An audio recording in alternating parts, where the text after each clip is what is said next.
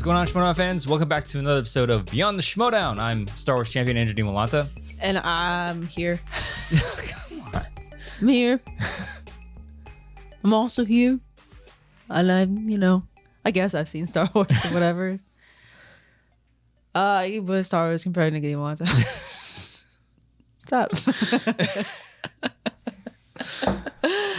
Say it loud and proud.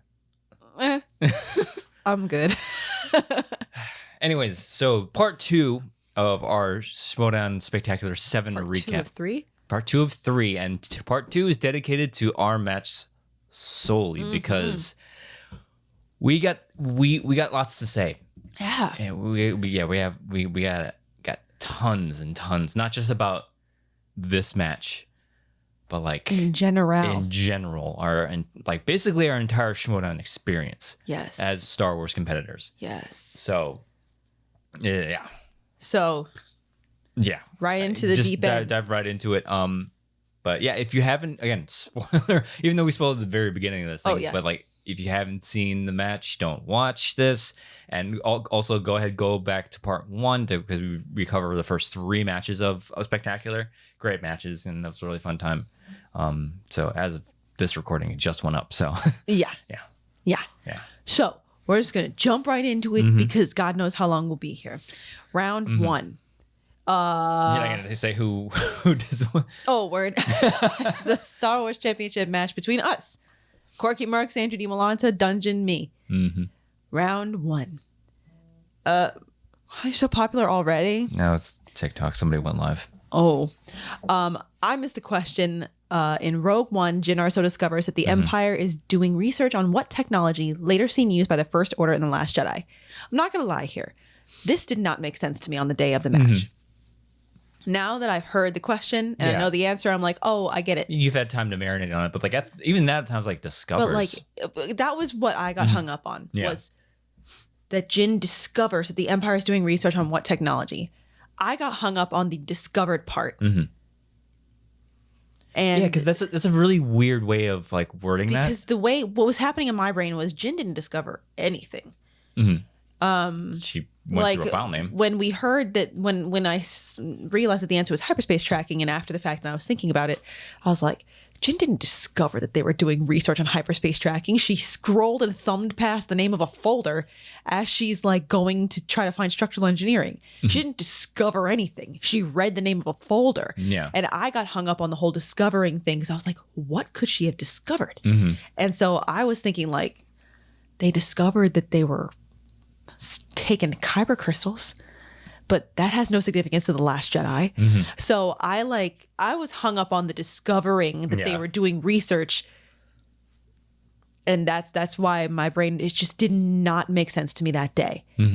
And so it is what it is. I think that's what it is, because the second part of that question really gives the answer away. It's like, oh well, because it was used in The Last Jedi, but what the first part of the question fucked me up because I don't think that she discovered that they were using hyperspace tracking. I think that she scrolled past a file name.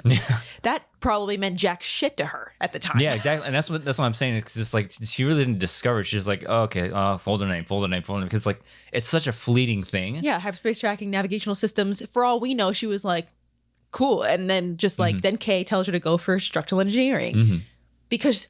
Another case in point that she doesn't know what she's looking at. He told her, look in this one. Yeah. I don't know. Yeah. That's just where I got hung up, that I was like, I got hung up on the fact that I don't really think she discovered anything. But whatever. Yeah. The other thing that was really like. Other people got it, so I'm a fucking idiot, I guess. Then we both missed a question about who manufactures the TIE LN, the standard Imperial starfighter seen in massive numbers throughout most of the Galactic Civil War.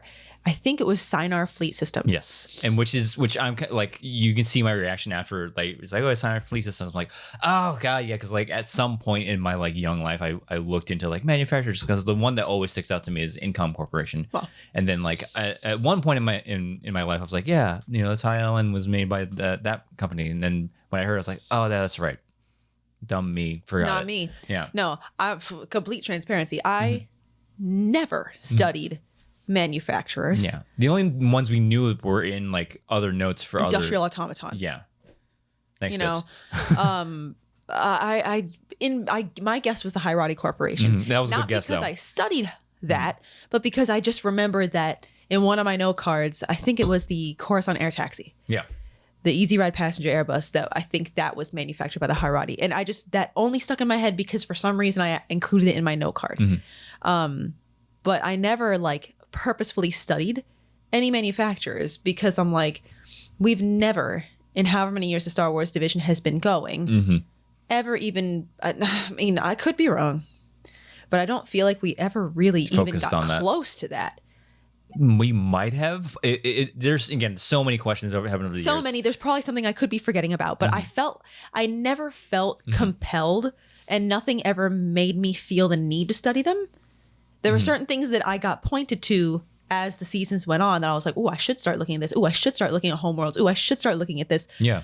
Nothing ever made me think that I needed to ever look at manufacturers because as far as I'm concerned, and I think I've said these words before, that's Dragon Con shit.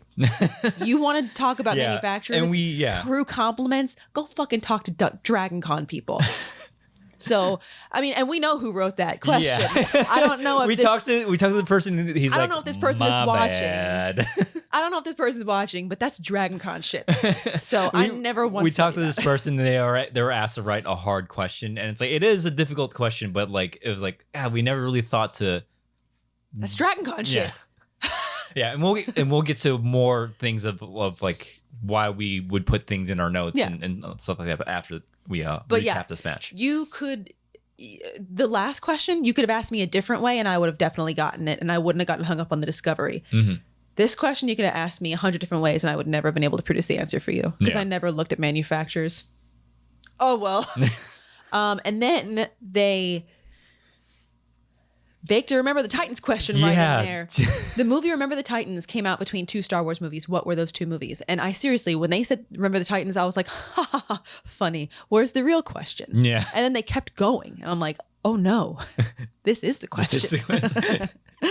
I had no idea when Remember the Titans came out. Yes. We talked about this with PJ and PLD. And they're like, they tried to have a Remember the Titans question in every single match as a fun joke because the running joke in the Schmodown is nobody can remember the Titans. Yeah, a lot of people have missed questions historically on the movie. And it's like it's just one movie that everybody just can't remember. And I remember who we were talking to. We're talking to somebody like they tried a different way, like connecting to like Hayden Panettiere and Hayden Christensen or something like that. But it's like, this is probably the fairest way to do it. And it's like, I get it. Because it was kind of like the way the question was written, it was basically a 50-50 shot. Yeah, exactly. And I guessed wrong. So like, no, I didn't have it because it was either between episode 1, episode 2 or episode 2 and episode 3. Since the category was the prequel trilogy. Yeah. And I was like, nope. I guessed the wrong one. So they set you up for a 50-50 shot, which is... It's fair. Fair enough. but it's like, come on, guys. Yeah. Well, because I don't know. I imagine if there was a Star Wars actor that was also in Remember the Titans, I imagine that could have been used. I mean, so that makes me think that maybe there isn't somebody who is in both. The closest you can get in Star Wars is Donald Faison, but he's in TV and he's in TV, he's in hype. Yeah, so there's a way to do it because I think Hype Faison was at the Battle of Exegol. I believe like his ship was. I don't know. I think he was. So if I was to do it, I would try to find some way to connect it to Donald Faison. That's the way I would have done it, but that's risky. Even that's a stretch. That I think might be even riskier than the way it was written. I think this was the fairest way to shoehorn it in if you had to. There are some questions that pop up later and that happened before in other matches that I'm like, why are we? Come on, guys, why are we asking this? Yeah. This isn't in the case because one, it's a jokey Easter egg, and it's basically a 50-50 shot at whatever it is. Yeah. So I was like, whatever, fine. I don't know. I for sure don't know when Remember the Titans came out, but for some reason I thought it was like early 2000s or like 99 or something. And fucking Chandru came up to me, he's like, they gave you the release date earlier on, and I believe it was one of the matches. Bro, do you think I paid attention that hard? And he's like, if you were paying attention during the taping, he's like, I wasn't paying attention to these matches because I was having fun talking to friends. Yeah. So I don't pay. When I listen to other questions from other divisions, bump, in one ear, out the other. Yeah. Oh, wow, they knew that. Great. What was the question? Don't ask me. Yeah. So, no, I definitely wasn't paying attention that hard. What, you Yeah. think I'm some nerd? And Koi comes out and he's like, if it was any other time, I would have challenged Yeah. this because it's like, Yeah, but at least it was 50-50, I guess. the very one, it's the last match and it's a fun little Easter egg. And it's also for the yuck yucks. And it's also for Yuck Yucks. And 2, it was a 50-50 shot. I got the wrong one. So. I'm more mad about the Ty LN question. Yeah. I think if I have gotten and I was perfect up to this point, I probably like no. Let's challenge this that. because I want me a perfect round. Caused me a perfect round, but like I'd already missed one, so I was like whatever. Yeah. So by the end of round 1, it was 8-8. Mm-hmm. Round 2, I go first. I spin Rogue One, and I'm like, sure, I like that movie. Yeah. I forget what else was on the wheel. Like we said before, I don't really think that there's anything that would make us be like, oh my God, no. Yeah, there really wasn't anything else on this wheel. I don't remember everything that was on. Yeah, there wasn't a whole lot on this wheel that I was like, I'm going to spin away from it. At least I didn't get the Force Even though Awakens. I spun away in the 3rd round, but I'll explain that when we get to it. So I spun Rogue One, and I was like, sure. Yeah. I like that movie. I've spun it before. Mm-hmm. Like I said, at least it wasn't the Force Awakens for the 10th time. Yeah. I missed one question. I did check down to multiple choice. Mm-hmm. It's so crazy. Yeah. Which actor plays Second Lieutenant Frob of the Galactic Empire in the film? And it was Jeff Bell. I missed it, and you did not steal it. Yeah, because I didn't know it. I knew that you didn't know it. You said as much. It's wild because I'm not sure that there's really any category that I'd be like, oh yeah, that's a clear strength of mine. Mm-hmm. If I had to kind of say like, oh, I think I would favor these categories more than others. I think I'm good, decent. I feel like I've always been pretty comfortable with actors. Yeah. I feel like I've been pretty comfortable with planets and species and alien races. You're stronger in species than I was because for some reason, like, and actors, I think those 2 categories you were stronger than me in because for some reason, like actor names, like real life names, shocker, it was so hard to get them in my head sometimes. Yeah. Especially when characters were played by different actors from multiple movies. It's just like, I'm so glad I don't have to keep that in my head anymore. Yeah, no, it's fucking Nemoidians. Oh my God. Get You out just of want to my talk face. about Nuke Gunray, Datu Dufine, and Rune Hako. Hako. There's like 20 actors between the 3 of those God, characters, like, just- it feels like. Yeah, I think, because Newt Gunray is played. Well, I mean, he's He's- just Silas he- yeah, Carson. But yeah. like the other 2, the's like It's 2 different people God. play him in one movie, one person in the other movie. Yeah, and who else? There was another pure cool Jedi that was like Plo Koon. Plo Koon. Well, Plo Koon was played by 2 different 2 different people.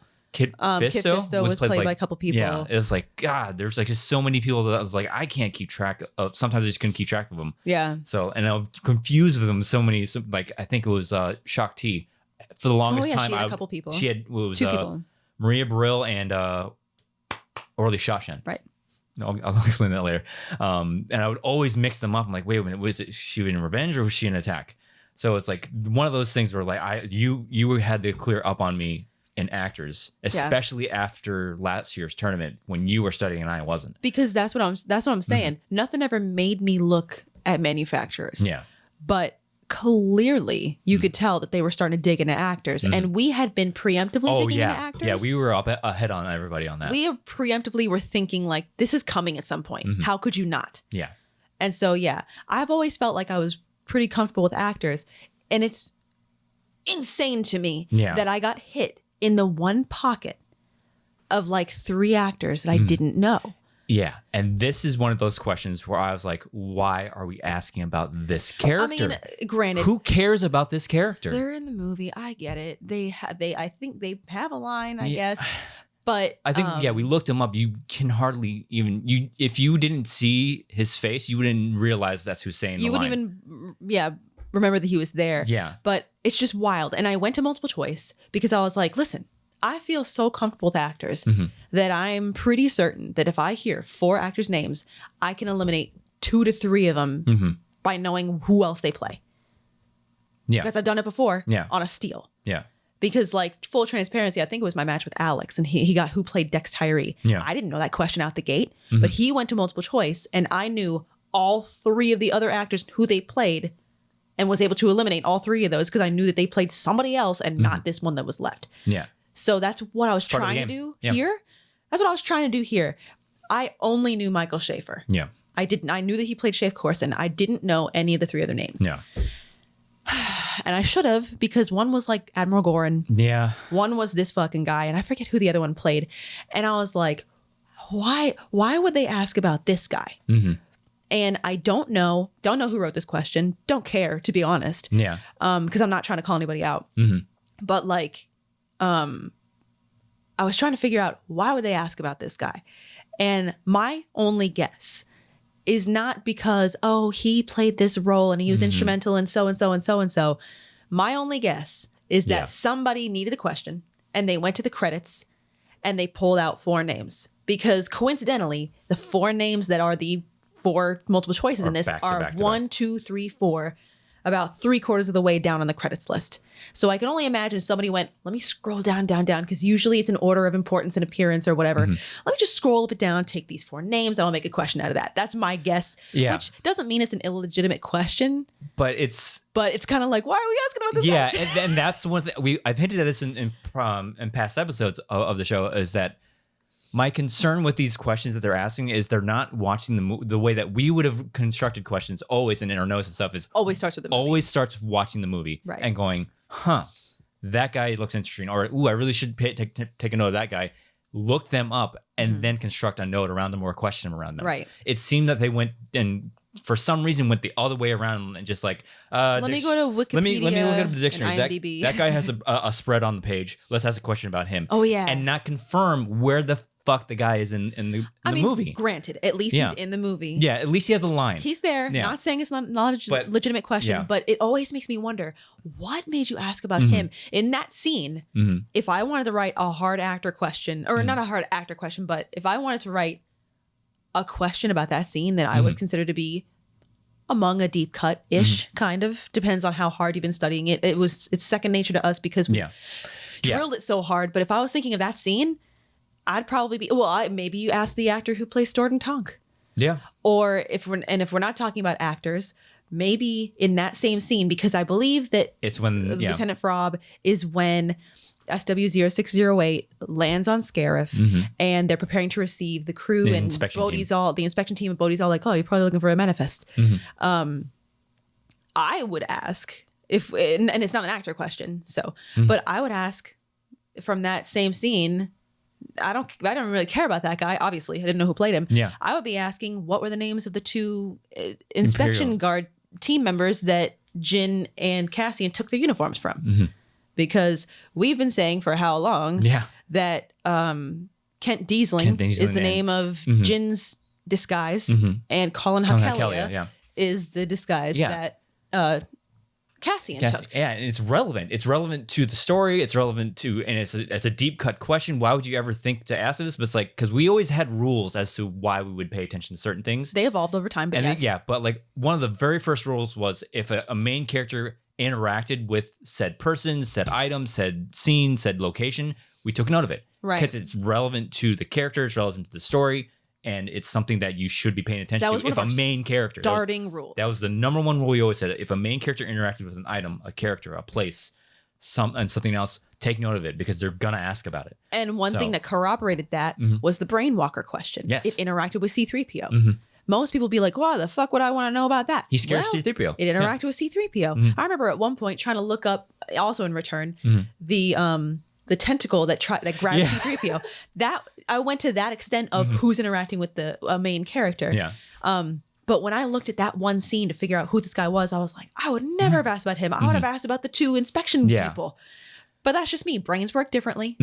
But I never considered looking that guy up unless I literally went through every single name in all 12 credits of all 12 movies. Yeah. And it didn't do that. Yeah. And that was just one of my frustrations with some of the questions that are being asked, is like they seem to start backwards, in our opinion. From what we would do and go to source material first and not really confirm it with the movie, rather than watching the movie and then confirm it with other source materials, because you can't find answers just by watching the movie. You're like, that guy, and then try to find him in a dictionary or on Wikipedia or something like that.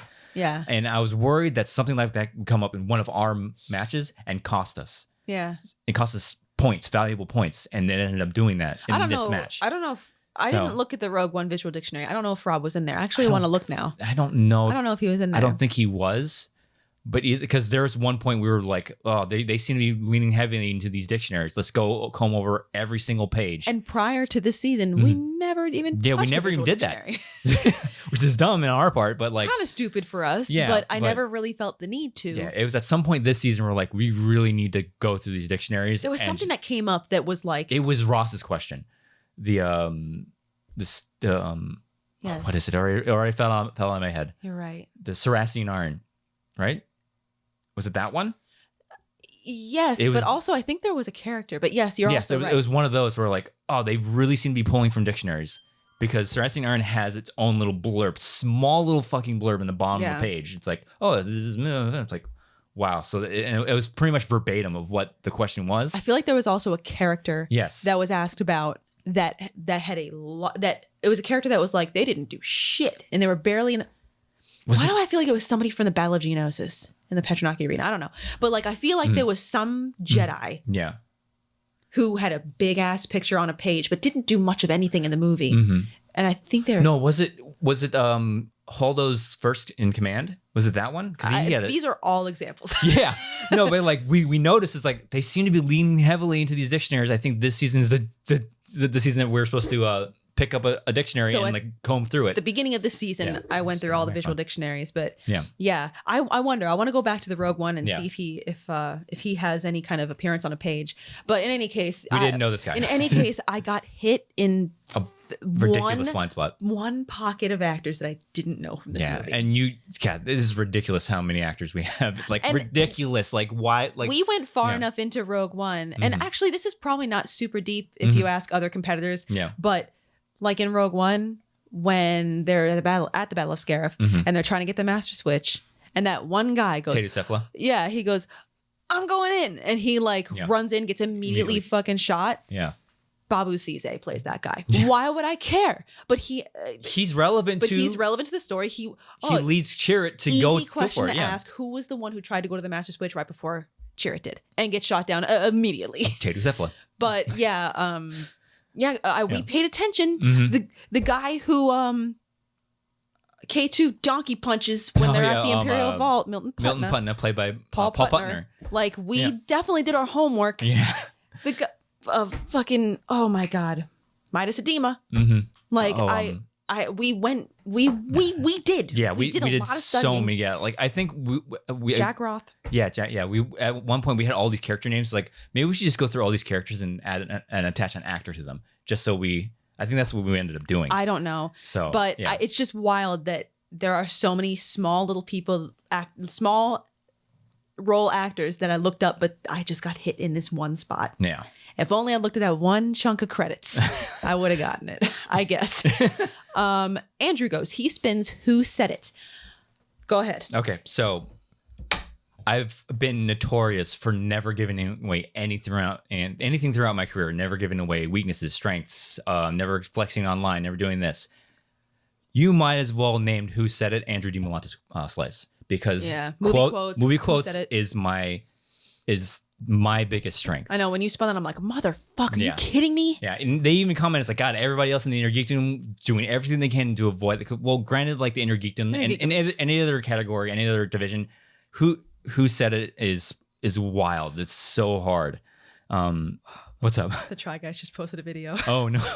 Oh, about the gotta whole watch situation. that. Oh boy! Wow! Yeah. Y'all following that drama, that tea. Oh Ooh, boy. Anyways, so yeah, Who Said It? Andrew is. We've always wanted to do a game where I give you okay. This is a game we played at one point as partial fun, partial studying because we're dumb. Like I would have him sit, with his back to me or with his eyes closed or something. So, back and to I the would TV go. I'd have my computer on and I would pull up a random Star Wars. He wouldn't know which one, and I'd say, "Give me a timestamp." And he would say 47 minutes and 12 seconds. And I would go to that part of the movie. And if there wasn't any dialogue, I'd either say, give me another one, or I'd just skip until there was dialogue. And then he would have to, I would play it for a second, and then he would have to immediately come in and finish the scene. Or he'd have to tell me, either you'd have to finish the lines that I played, or tell you. Or if there wasn't dialogue, I would just play it and you'd have to tell me what movie it is. Yeah, based on the sound and whatever. Wait, how did we get to there? My strength. Oh, yes, Yeah. yes. No, yeah. Andrew, clear It's- strength. And I love fucking how there was one match. I don't know if it was your match against Evan. Mm-hmm. Evan. It's over. Gold leader if you need it.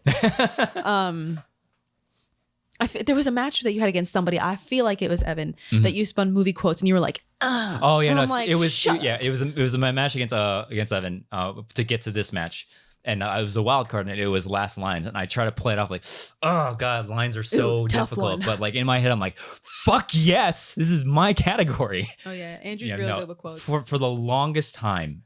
Doesn't even matter with Star Wars. I've always been good with quotes. You have been. Quoting TV Not even shows, just Star Wars, not yeah. even just Star Wars, quoting TV shows I've watched a million times. Like Scrubs, I can quote all day long. And especially if I've seen something more than like 3 or 4 times, especially in a movie, I can quote it like that. Like me and my brother will meet up at Christmas and we'll like start quoting Scrubs back and forth to each other. So like quotes has always been something I've always been good at. You're just wired for it. Yeah, whatever. I think it's because of my editing like brain. I'm used Maybe. to hearing things over and over and over and over again. Maybe. That's true. That could be it. But like, yeah, when I spun, I was like, fuck yeah, let's go. This is my category. I was like, you gotta be Yeah. fucking kidding. Even though I did check down once. Yeah, Yeah. shocking. It's just crazy how we both got hit in something that we were Yeah. like, oh no. Yeah. But like, But you were probably closer to your answer than I was. yeah, the one that I checked down on was like C-3PO's last line in Return of the Jedi, and I was like, uh-oh. I'm sort of there's an example of when like you're confident in something, and then for whatever reason your brain just won't get there. It's so simple that you're like, I'm second guessing I'm myself. like, holy crap, what were you what going is- between? Like, we did it or they did it? No, because I was trying to like this. Anytime I run into like a quote question or something that I have to, I always run through the movie like at light speed in my head. I'm like, Yeah. all right, the last time we see him is on Endor, obviously. Where's the last time we see him on Endor? It's not in. It's not when they get to the shield generators. It's not like where is it? Where is it? Where Right. is it? And then I hear 5, 4. I'm like, repeat the question. I try it again. Yeah. I'm like, where is it? And then like, fuck it, multiple choice. Oh, So I couldn't- thought you were going between we did it and they did it. No. Like, Okay. because I couldn't get to that point in the movie in my head quick enough. It's crazy So- because we all know to study for first lines. We Mhm. all know to study for last Yeah. lines. But it's just wild that Yeah. you can get, because it's not like it's at the very, very, very end of the movie. It's kind of like just before the end. Mhm. And that's why I missed that one question about Yoda's first word Exactly. in Revenge, because Because- it wasn't really towards the very Yeah, beginning. you forget that Yoda's it's you don't see him until like 45 minutes in or 20 minutes in. Right. And it's like, oh crap, what is So- his first line? So like C-3PO too. C-3PO is like you see him at the end of the movie. It's like he doesn't say anything during the celebration. What is it? Yeah. So like multiple choice, I'll know and immediately when I hear it, I'm like, Right. mother. Yeah, they did it. And then the second I hear, I'm like, oh yeah, they're looking up at the Death Star. It's like, oh, they did it. I was like, Yeah. Jesus Christ. But yeah, it's just one of those examples where like you know it. It's just like it's not getting there, and I can't fast forward through the movie Yeah. fast enough in my head. With the time given, Yeah. So You would have gotten there at some point. if but, I you know, if I was given a good solid like 45 seconds more, I probably would have gotten there. and maybe less pressure. Yeah, and less pressure. I probably would have gotten there, but like for whatever reason, I just couldn't get there. Yeah. On my own. So by the end of round 2, but that was it. And he got it, by the way. Hmm. So by the end of round 2, 16-17 in favor of Andrew. Hmm. Round 3, betting round. Andrew spins away from Separatist Empire and First Order. It was both me and Koi agreed it's a little too broad, and we wanted to narrow it down a little bit more. Yeah, it's interesting because It's basically mixed bag at for one bad guys. point, wasn't there a heroes and villains slice? Mhm. That's basically just villains. Yes. Like, I'm not sure why it's different. It sounds spicier. It takes half of the mixed bag away, but we both agreed it's like this could be asking about any movie. It could be asking about a weapon. It could It's be broad. asking about a location, a person, a line. It could be so we're like, let's narrow it down. Let's spin it again. Yeah, but So- like my question is, Mhm. how is it different than villains? And how is It's no different. the First Order, Jedi Order, whatever, different it's than heroes? no different. It's just It just villains. sounds sexier. Yeah, I think that's what it is. It's just villains. So you spun away from that and got planets and locations. Another thing that I feel good on. Yeah, it is extreme. It is broad, but it's at least narrower Mm. than that. So It was a question about Teth. Okay. yeah. Oh my God, we didn't even mention that question number 1. Oh yeah, that's right. Sorry. So yeah, from the very first question of this match, if you're a fan of the show and you watch, we had always joked, and apparently PJ and PLD both watched the show. What's up, guys? Still? we had always joke is that every time Clone Wars seems to come up, they always ask about Snips or Sky Guy. Like there's just so like- much for the shortest movie in the 12 movies. There's a lot. There's so much so- unexcavated because we asked about Snips and Sky Guy 80 times. Yeah. And I remember watching And fucking voice actors. I feel like we asked about the same James Arnold Taylor a couple times too. Yeah, but I remember watching that one stream with Molly and Alex hosted and Podathon. the Podathon, and 113742665 came up in that. I'm like, where was this during the Schmodown? We have memorized that thing from the first time like we started competing. It's like 113742665. 1137. What was that again? Just fire right there. Like I was waiting for it because that's an odd because it's like Schmodown, especially for the Star Wars division, the question writers love numbers. Yeah. And that's one number that I was like, I was shocked. Was Well, never asked. I know, me too. Like, why wasn't that asked? It's I such was- an obvious one, man. I thought maybe it was too long of a number, but then they asked about the Star Fortress from Last Jedi, and that's Yeah. a very long answer. Yeah. I don't know. I always wondered that Hey, too. Come on. Because that was one thing that we were like, ooh, this should be good to have in our brains. Yeah. Because like I've been waiting for that to be asked, and I would have done it as a droid. Like, I wish concentrate your fire in sector 113742665. if that question Yeah. had come up, I wish we had explicitly told them, like, can you ask about this? Like, because if we would have gotten that and you would have answered first, you would have said that, and I would have gone 1137. What was that again? Just fine. There's so many ones that I was hoping that would come up in this match because I know. we kind of jokingly said like they didn't do it because they already had the questions written Right. and they couldn't go in, but like could you ask something about a planet killer? In Rogue One, in how Rogue does One- Tivik describe the planet, the Death Star? Death Star. And we were waiting because like if it had come up, the first person to answer would have gone a planet killer. And then we would have, that's what he called it. Yeah. Like, God, that would have been That so was great. Such a There's great a couple of lines that we would have definitely done shit like that too. Yeah, there was another one. I think like it was like where does it was Two Tubes find the message hidden on Bodhi, and it's in his Oh, boot. And I was like, gave it to him. They did not find it. Gave it to them. It was like this stuff like that. I was hoping they would have asked so we can finally Yeah. have fun answering the questions. But Because there's certain things that we quote a lot Oh, to yeah. each other, and you have to say it like the person. yeah, But yeah, alas. alas, It didn't from the come very up. beginning. It's like Snips and Sky. Then we both like, oh come on, guys, I'm like, really? there it is. There it is. There it is. Yeah. Couldn't have closed out Star Wars Division without Yeah. asking about Snips again for the 47th time. So if you're wondering why we were snickering, I it's think because of that. I almost want to say that was my third time answering a Snips or Sky Guy question. I think so. I got it maybe once. You got it way more. I Than got did. it in my first match, I think, against Hoey, and I Mm-hmm. think I laughed when they read the question Mhm. because we joked about it already at that point, and Mhm. I almost was like, "Can you give me a new question?" I don't feel right doing this, but yeah, funny joke because Yeah. I feel there's so much shit from Clone Wars, and everybody was always whenever people would spin Clone Wars like, "Oh, yeah, you gotta spin away from Clone." No, let's answer more questions. We hardly excavated that movie Yeah, for some and reason. that's one of the things that I regret doing because every time I would spin it, I was like because I was like, Should have worried- kept it. It was, I should you have know kept that it. all the It was answers are least- Snips, Sky Guy, or James Arnold Taylor. I was like, yeah, it's the least excavated. We might as well take it. But then I was worried, it's like my dumb luck. I'd get hit in the dumbest spot Yeah. that I didn't look, and it was just like, oh look, Clone Wars just screws me again. So like, I'm gonna spin away from it because I'm worried if that's gonna happen. Fuck you, Chronos 327. Yeah, even though that was like an obvious answer. Now I know, that- It's like, that we should've that's one of the things I was like, God, we really should have had that at the time. But Oh, that was absolutely. that was rookie Andrew. So So yeah, betting round. We both bet 3. Big shock there. We both got it right because it was Teth, and it was right there. yeah, 19 to 20 at the end of round 3. Round 4, the speed round. buzzers. We both passed on the first one. Yeah, Interesting question. And it's Yeah. interesting that we both reacted the same way. It was, how many times did Warwick Davis reprise characters in the feature films? so I misheard the question, and you can't repeat. I kind of misheard it Yeah. too.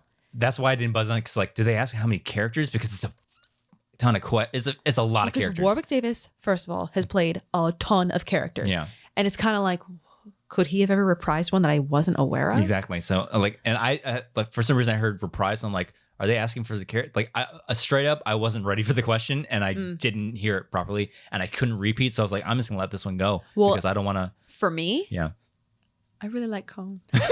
No, for me, it's gone. they asked the question. Warwick Davis went into my brain, Yeah. and it got processed as Kenny Baker. Oh yeah, that's right. And so I was kind of like, wait a minute. what? But then I kind of went back to it, and then then I started thinking about Warwick Davis, and I'm like, he's not buzzing in, so I'm not gonna gamble on this either. Yeah. I wish you fucking had, but no, because I was about to. It's like I was gonna buzz in and go 6. But I was like, no, that's not right. Reprise. I was like, because I think I just misheard the great question. It was a great, fantastic question. But I was like, didn't go into my head right. I was like, why am I having? I was like, no, I'm just gonna let it go because I probably didn't hear the question properly. Yeah, and I'm just not gonna answer. Yeah. So we both just kind of like, a little bit. Let it go. I got 2 questions. You got 1. And then I missed one. And I can tell you exactly what happened. My brain, again, kind of went a little bit. So it was which character, because obviously, how many characters did Warwick Davis reprise? Not a difficult question. Yeah.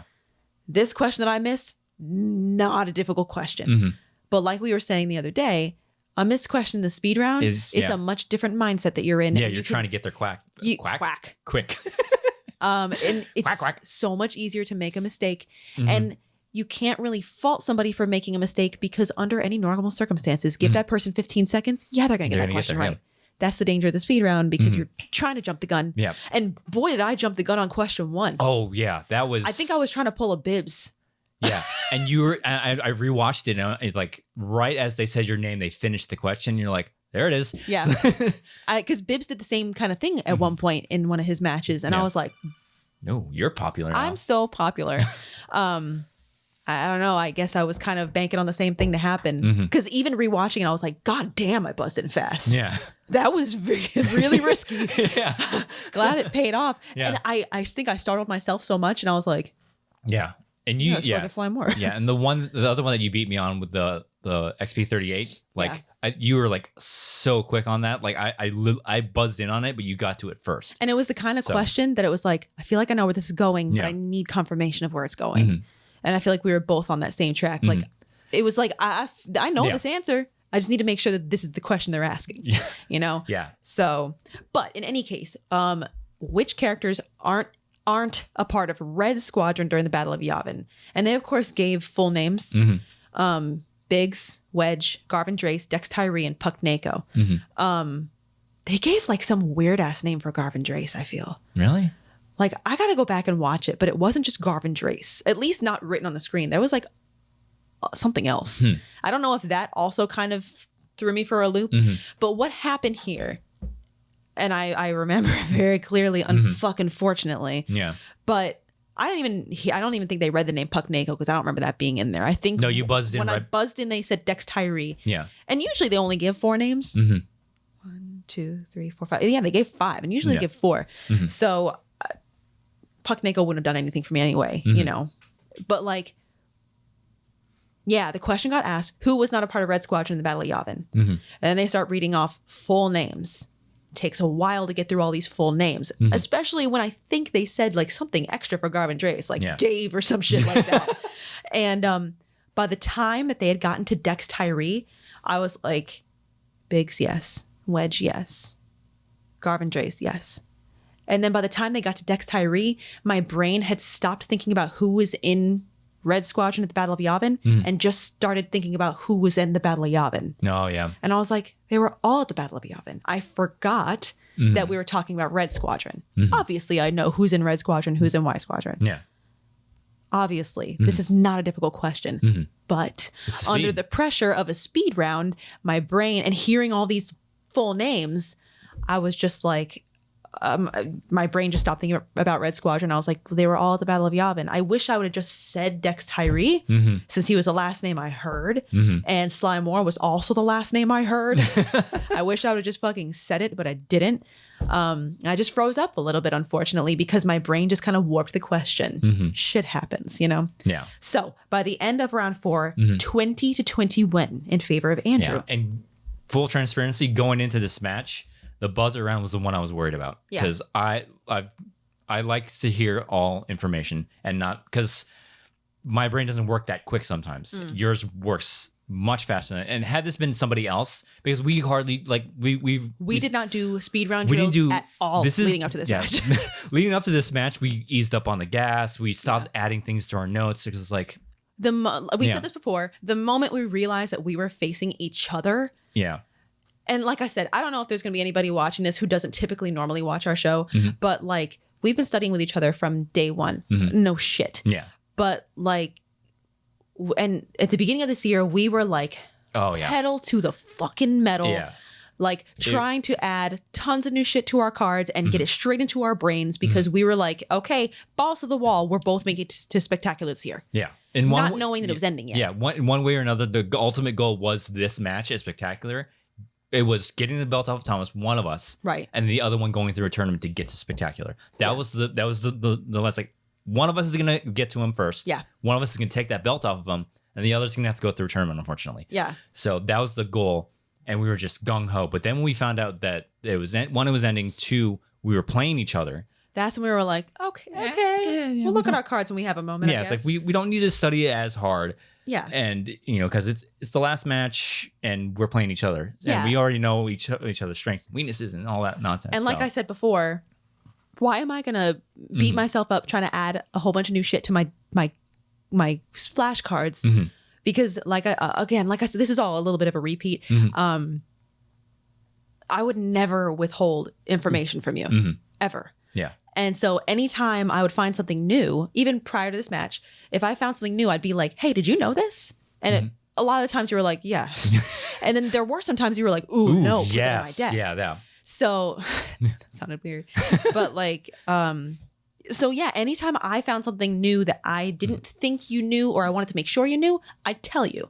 That wasn't going to change no matter how many times we encountered each other in a match. I did the same thing. Yeah.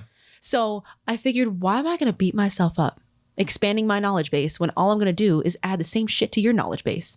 All I'm doing is hurting myself and my own mental health by still going nuts preparing for this match. When we really don't have to. When we really don't need to. You already know everything you know. I already know everything I know. Why bust our balls expanding it more when I'm just going to share it with you? If I were to dig and excavate for things and keep him to myself so I had an edge on him, sure. But I would never do that.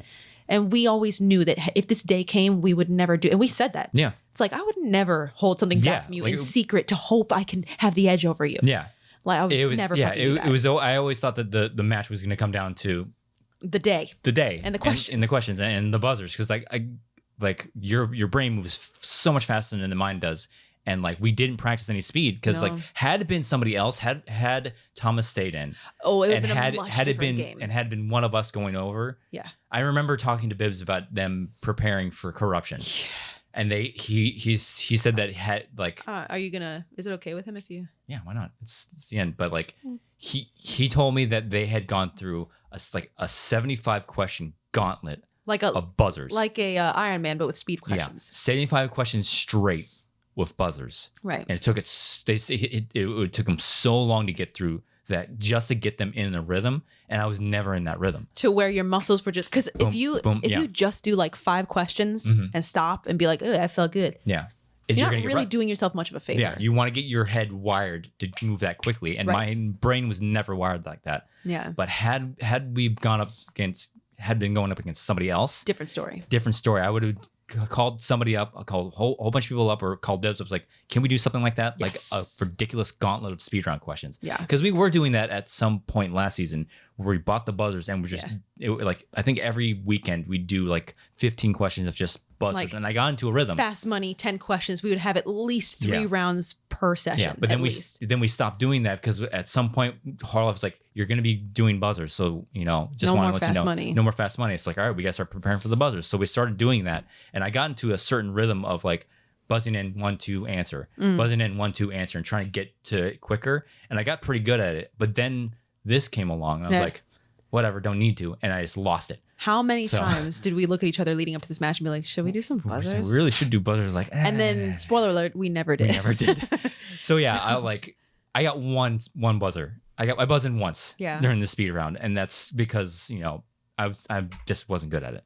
But had it been somebody else, like you said before, had been going up against somebody else for this match, It would have been a much It would different have been a story. much different The story. prep would have been 100% different. It would have been insane. We would have still been knocking ourselves left and right, getting ready like we were in the beginning of the year. It would have been a much different story. I think we were practicing buzzers at the beginning of the year. We were. And just eased up on it. You know, I think it was divine intervention that said, hey, you need a break with your mental health. Yes.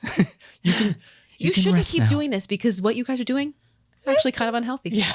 Yeah. Looking back on it, it's kind of like, why? I can't believe we did it for so long. Mm-hmm. Yeah. We'll get to it. It was wow. I think about doing it now and I shudder. Yeah. Okay, so 20 to 21 in favor of Andrew. Round 5. 2-pointer for me, I got the prequels. I feel like round 5 was like The Last Jedi with 1 or 2 other questions. Yeah. I don't know what the fuck happened. There's so many Last Jedi questions in this match. So 2-pointer for me, prequels in the Phantom Menace. In the Phantom Menace, what gift does Padme bestow on Boss Nass at the end of the film? Immediately thought of Bibiani. Peace. The Globe of Peace. Got it. 2-pointer for Andrew, The Phantom Menace. Oh, crazy. I guess it was The Last Jedi and The Phantom Menace for this round. What is the first line Anakin says to Padme in The Phantom Menace? Are you an angel? Bitch, what? How an old angel. Are you? Ugh, I hear the deep space pilots talk about them. They're the most beautiful creatures in the universe. Oh, should have been like, boy, bye. Gross. You're a funny little boy. You're a funny little boy. 3-pointer for me, The Last Jedi. Who says we're going to win this war not by fighting what we hate, but saving what we love? My girl, Rose Tico. Rose Tico. A little cheesy, especially the kiss, but I can get past it. That led nowhere? I can get past it. Yeah. Got it. 3-pointer for Andrew. Sequels. In The Last Jedi. The Last Jedi was the Paul Newman and Robert Redford at this match. Yeah. In The Last Jedi, I was just thinking about something else. I got sidetracked. In The Last Jedi, Luke tells Kylo, no, strike me down in blank and I'll always be with you. And I'm Luke? Like, give him something fucking harder. That's a 2-pointer. In anger. But whatever. My 3-pointer was basically a 2-pointer too, so I can't bitch. Yeah. We'll get to it. Okay. Yeah. Well, okay. My 5-pointer. You want to do this now or later? Let's do it now. Okay. So my 5-pointer was not her original 5-pointer. Normally, I'm not sure that we would go this far into what happened, but it's over. So, what are you gonna do? What are you gonna do? It's literally over now. The Spectacular aired, and it's literally over.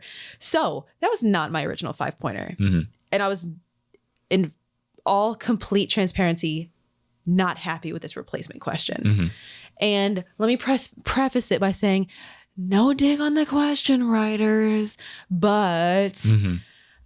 So my original question, I don't have it written down word for word. Wait, I can actually kind of give you an idea of it word for word.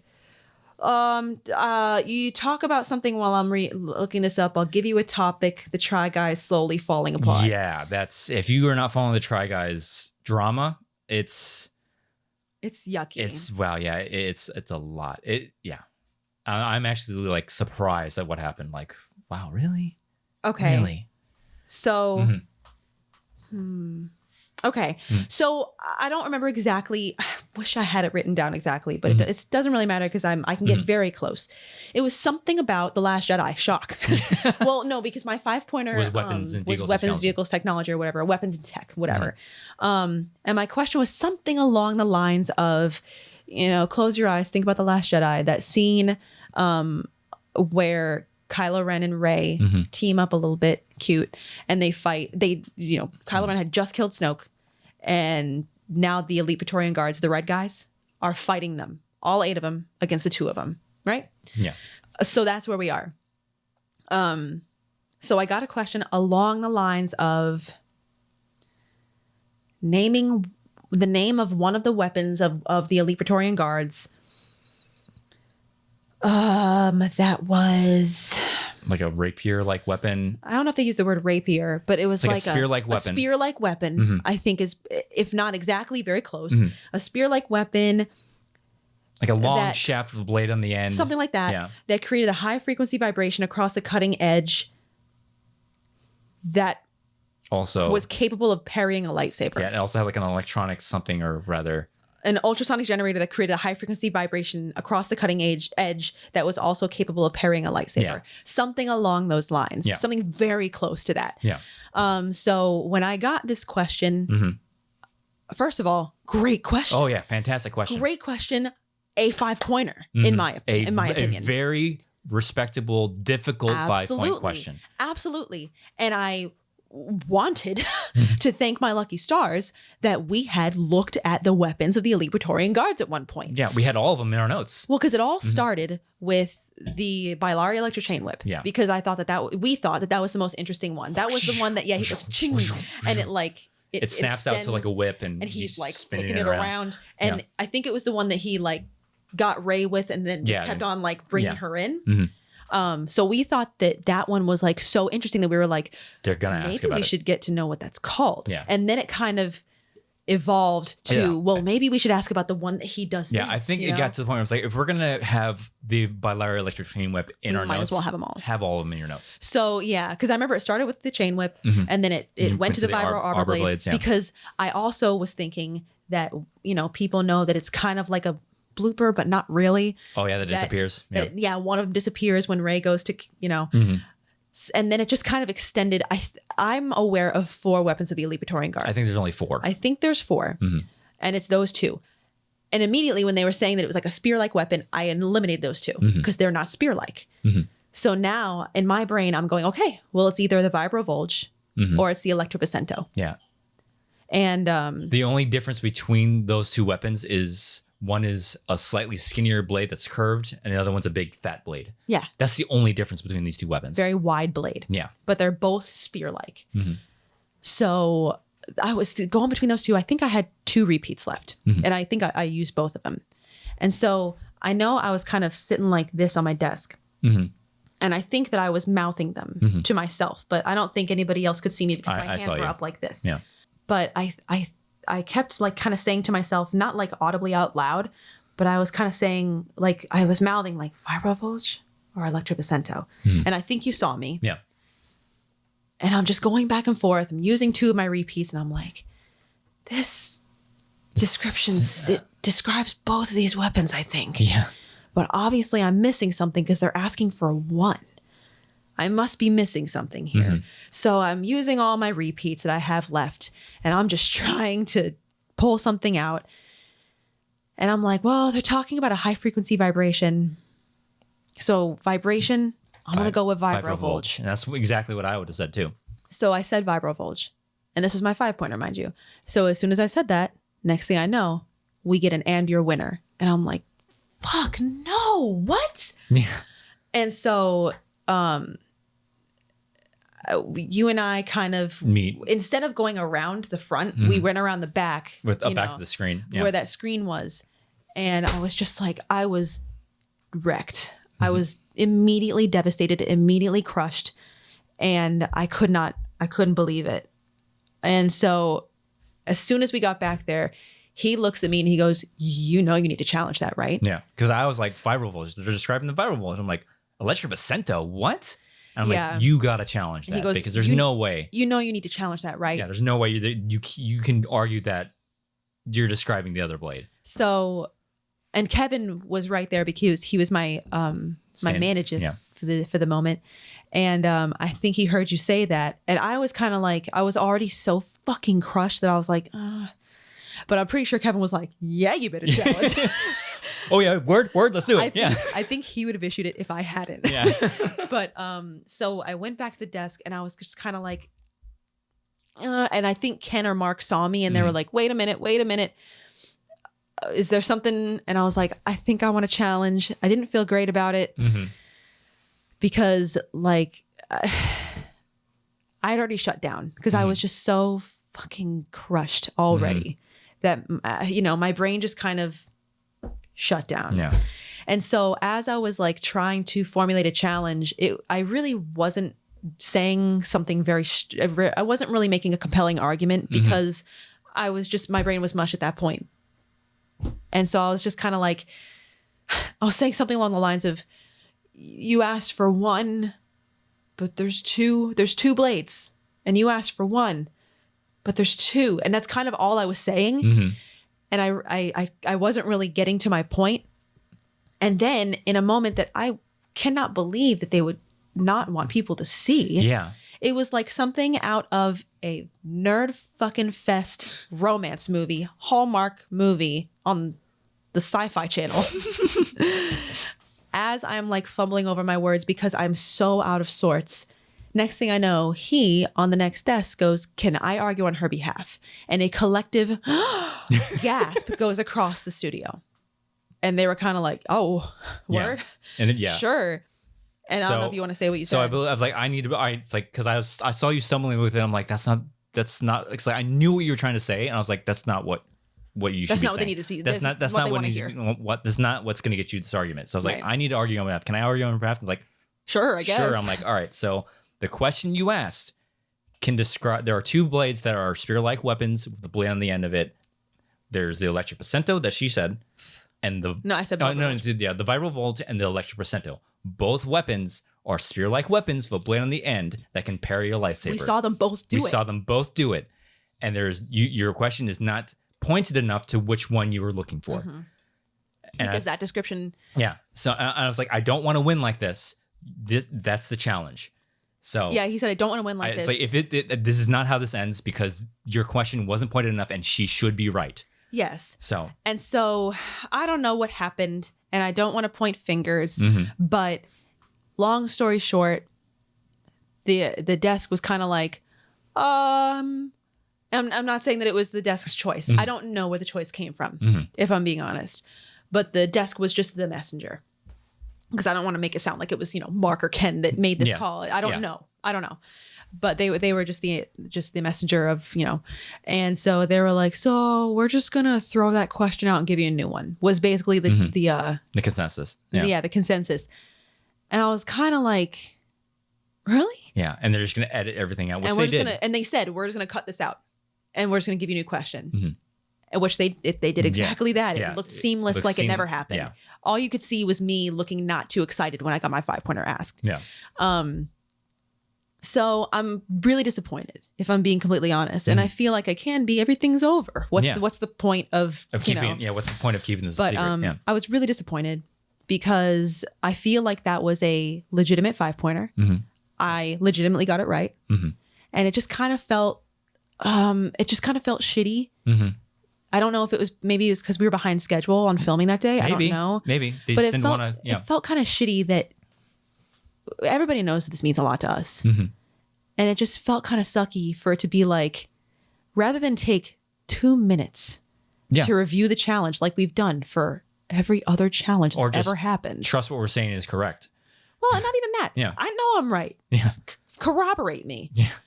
But rather than take the 1 or 2 minutes to look on Wikipedia or pull out your visual dictionary, because if I go on Wikipedia, I'm on the Wikipedia, which I think is a very credible source. Yeah. What's crazy about the whole vibration and thing describes every single weapon in that arsenal. Well, yes. But when you talk about a spear-like weapon, yeah. So if I'm looking at the page for the vibrovolge, it literally says, the tempered metal blade of the vibrovolge was connected to a compact ultrasonic generator that created a high-frequency vibration across the cutting edge, which increases lethality in the process. Parallel to this, it was an electroplasma filament that created an energized blade capable of parrying a lightsaber. And if I go to Electro Bicento, hold on, it says, like all the other high-tech weapons used by the elite Praetorian Guard to defend Supreme Leader Snoke from any threat, from any threat, the tempered metal blade of the Electro Bicento was connected to a compact ultrasonic generator that created a high-frequency vibration across the cutting edge, which increases lethality in the process. Parallel to this, there was a plasma filament that created a highly energized blade capable of parrying a lightsaber. So, in a minute or two, I reviewed my own challenge. So it just kind of just felt deflating that time wasn't taken for me, when I know that it's been taken for other people. You know what I'm talking about. Where it shouldn't even have. But it felt deflating that the time wasn't taken, because that was a legitimate question. That was a good 5-pointer. It seemed that the answer in the answer sheet didn't include both correct answers as correct answers. Yeah. Then, and then I was right. Yeah, you're right. And then to get this question as the replacement. Again, no shade to the question writers. It's all subjective. But for my replacement 5-pointer, I get in Weapons and Tech in Rogue One when Cassian left the crashed ship on Edu. In what configuration was his weapon? Sniper configuration. We've both said a couple times we'd really hope that there would be no repeat questions, because what are we afraid we're going to run out of questions for the last match ever? It's the end. Why are we repeating questions? And it always kind of feels yucky to get a repeat question because it feels like it's just being spoon-fed to you. It's even worse when this question, it's a repeat question, and the first person that got it was me. I got my own repeat question. And the first time that I got it was in round 2. And now it's going to be a 5-pointer in a championship match, the last match ever, as a repeat question for me. And I don't know. I'm not crazy about it. I feel like it kind of... It cheapens the... It cheapens the correct answer. Of course I'm going to get that. First of all, I'd rate that as a round 1 question. Yeah. Personally. Personally. Subjective. I just wish that either they would have left the original one in and just edit, and like reviewed my challenge. Yeah, I don't understand why you would cut that out. I don't know. It's such a great moment. It was like sportsmanship, why we play the game, and like legit hard 5-pointer that you got right. I know. And it's like, why would you? I don't understand why you cut that moment out. It was like, because like just the atmosphere of that after that whole situation was like, oh my God, that was amazing. Yeah. And it's just like, well, now nobody's going to see it. And then I get this as a replacement and it just felt cheapened. Yeah. Because it was like, it's going to make it look like you wanted me to win because it was such an easy question kind of thing. Like I wasn't excited about it. And the moment that I got that question in my brain, because I wanted this win so fucking bad. Words can't describe. Words cannot describe. Words cannot describe. But the moment that I got sniper configuration, I answer it. Now I'm at the desk and I'm like, he just said that he didn't want to win that way. I don't want to win this way. I don't want to win on that question. So in my brain, I'm like, he better know the answer to his 5-pointer. Because if he doesn't, I'm not accepting this belt because I don't want to win like that. You didn't want to win like that. I didn't want to win like this. So I'm just praying that you got a 5-pointer that you knew so that it wouldn't feel gross. Yeah. So luckily, Andrew's 5-pointer was in the category of solo. In Solo, what is the full name of the singing creature inside a formaldehyde flask on the first light? This is a question that we've been waiting for. We've been waiting for this guy to come up. I want to say Eric Whiteley got a Rhodia Benefoli. Another question we said on our show, oh my God. Finally. We finally got this question. Now we just got to wait for the other shoe to drop and get Lulio Primoc. Yeah. So, and by the answer. The answer, by the way, the answer is Lulio Primoc. Yeah. And so as soon as I heard the question, I'm like, okay, he knows this. Yeah. But I took extra long with it because you can see it in the show. Cause like I'm sitting here and like the second is from the like first half of the question, I'm like, it's fucking Lulio Primoc. Yeah. As soon as I said singing creature. Yeah. I was like, I fucking know this question. I put my head down and I was like, and I legit thought to myself, I could pretend not to know this. I can throw this match and give you after the whole debacle. I was like, I can pretend not to know this. I can throw this match and have you win with the goat went out. How mad I would have been? And this is what happened. Like you can see me look up. I know. I wish that they would have cut to a wide shot. Yeah. But they didn't. But go ahead. Because I look up and I looked straight at you and I'm like, and I think in my eyes I said, No, you looked at me and it was a look like, I can throw this. I do it? It's like, do I do it? I can throw this. I can say I don't know this. I knew exactly what you were looking at me and saying. And so I really do wish that they had cut out to a wide shot for this because the look in your eye, I knew exactly what you were saying. Yeah, I was like, I can throw this. Because like after that whole situation, I was like, I want you to win this belt so badly. Yeah. And I was like, I can throw this match. I can pretend I don't know this question. But Lulio Primoc, again, subjective. But in my opinion, I think that's a 3-pointer at best. Yeah. And everybody knows that you're going to know that. Yeah. It would have looked so bad if you would have been like, I don't know, Mon Mothma. Yeah. And like before they asked me the question, I was like you were saying, like, I hope he doesn't get hit in a bad spot that you win that way. Right. I was like, in my head, I was like, maybe they get me a hard question. Maybe they give me a question where I can feign like maybe difficult, like I said before, like Maria Brill and Orly Shawshin. I could have like, ooh, which one is she in? I could have feigned that. But like this question, I was like, I told like from the middle of the question, I was like, I fucking know the answer to this question. I wanted you to in that moment. But like, yeah, no, I would have been pissed because like we said before, 99% of the time, I know whether or not you know the answer to that question. So I looked up at you and like I basically communicated that. I was like, do you want me to? Do you want me to? And you went, well, no, it was more of like a, do I do it kind of look. It's like, do I do it? And I remember just looking at you and just nodding. Yeah. And it was basically, do I give the correct answer? And you're, do I do it? Yeah. And I just nodded at you. Yeah. And you said it. It's like Lulia Primoc.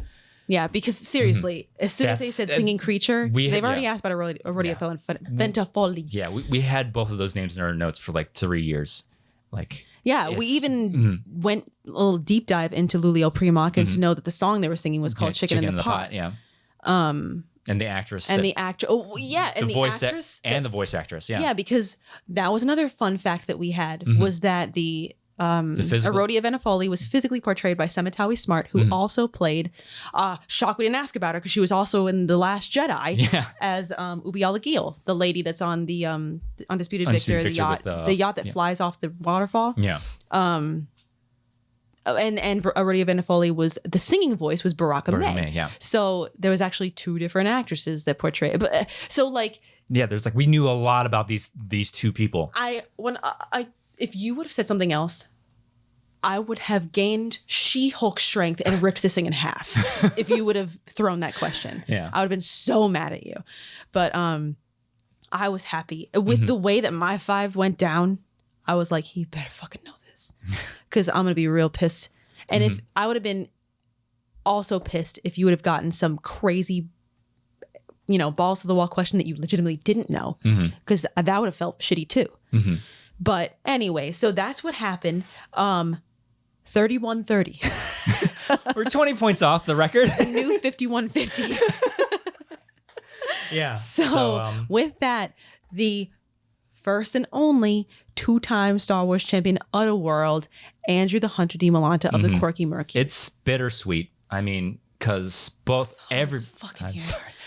I had the feeling that everybody in the building, including me, was pulling for you in this match. Man, because we got we got a video from Nerd Chronic when they were watching the view in the the viewing room on the Remember the Titans question. When you got it, that room erupted, and when they're like, yeah, and then when I missed it, it got even louder. Yeah, it's like even Ken's like, yeah, I'm rooting for Demi. I love Ken. He's my boy. Everybody in the room wanted the first female Star Wars champion. Me too. And that's why I'm so fucking upset about that one actor question in the second round. Why the hell are we asking about a dumb character that nobody fucking cares about, has no real bearing on the story, when there's a million different other things in that scene that are relevant that we had in our notes? And like, it sounds like I'm being petty, like, oh, but they asked us a question we didn't know. Which is true. It's true, but why are we we're asking about this person, and we just now got to Suma Verminoth. We just now got to Lulio Primoc. For everybody that was screaming, we need to expand the division. Yeah, we're going to run out of questions. We're going to run out of questions. No, we're not. We've been saying this for years. We're not. Take a peek. Look, follow me on TikTok. Follow me on Instagram. I'm divulging all the crazy shit we have in our notes. Yeah. We are nowhere near, and we decided to repeat questions. I know.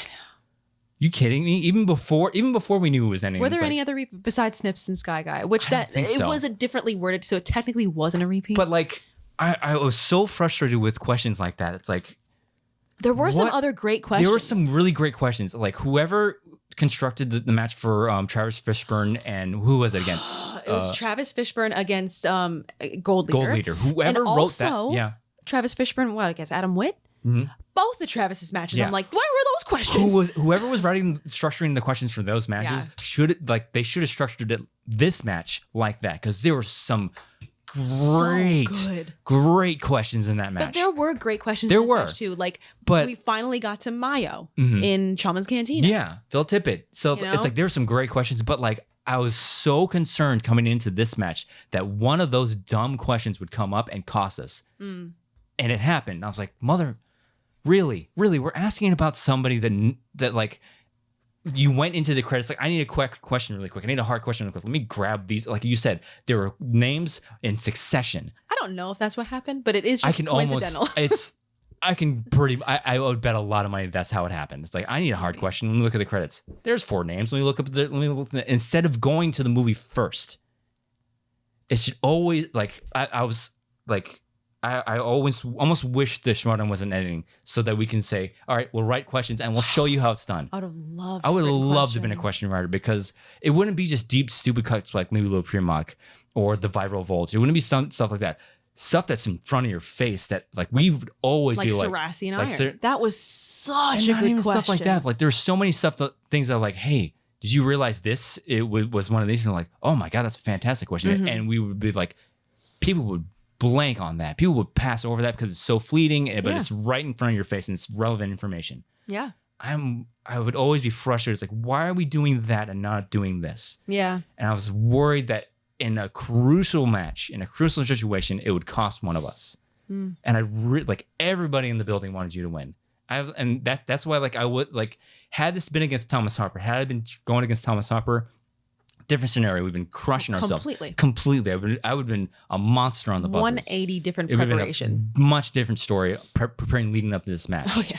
And had it been Thomas Harper, had been taking the belt off of Thomas Harper to become the first 2-time champion, I would have been.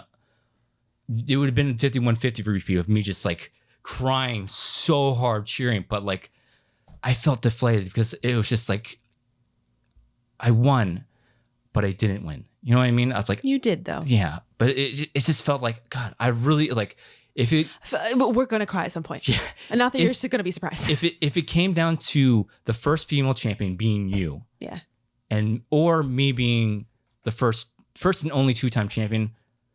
I want to no. It's like we don't need a 2-time champion. The league needs its female Star Wars champion. And that's why I looked at you like I can throw this match right now, and just have the league round off with all the divisions. I was like I really want this to go your way, and then it's just like, and it really can't. Like I'm so mad at that. I was so mad at that second round question. It's like, why are we asking about this? Yeah. Why? It's like, I'm sorry. No shade to the question writers. You're doing your job. It's a dumb question. And we don't know question. who wrote those questions. And frankly, we don't care. I don't care. At we're this point, I don't care. trying to like call anybody out. At this point, I don't care, but sorry. It's a dumb question. Why are we asking about this character? It's dumb. It's like, all the Star Wars questions are dumb. But, yeah, but it's like, this is dumb in a different way. Like what, like dumb, like why? I don't care about that character. That's one thing that there's certain questions that I would love to pick out. Questions that make us go, why are we asking this? I would love to ask the team. I don't need to know fucking who. Whoever wrote this question, what made you ask about it? Not like, what made you, like just out of pure curiosity, like how did you get here? Like how did you get to this name? Like what made you ask about it out of pure curiosity? Because there was one actor question in somebody else's match. I'm like, why are we asking about this guy? Was it Holdo's first lieutenant or whatever? No. It was in Marie and Alice's one. The Bespin Wingard. Bespin Wingard's like, who? I even texted Alex. I was like, dude, like why? What was it? Yeah, it's like I have no idea why.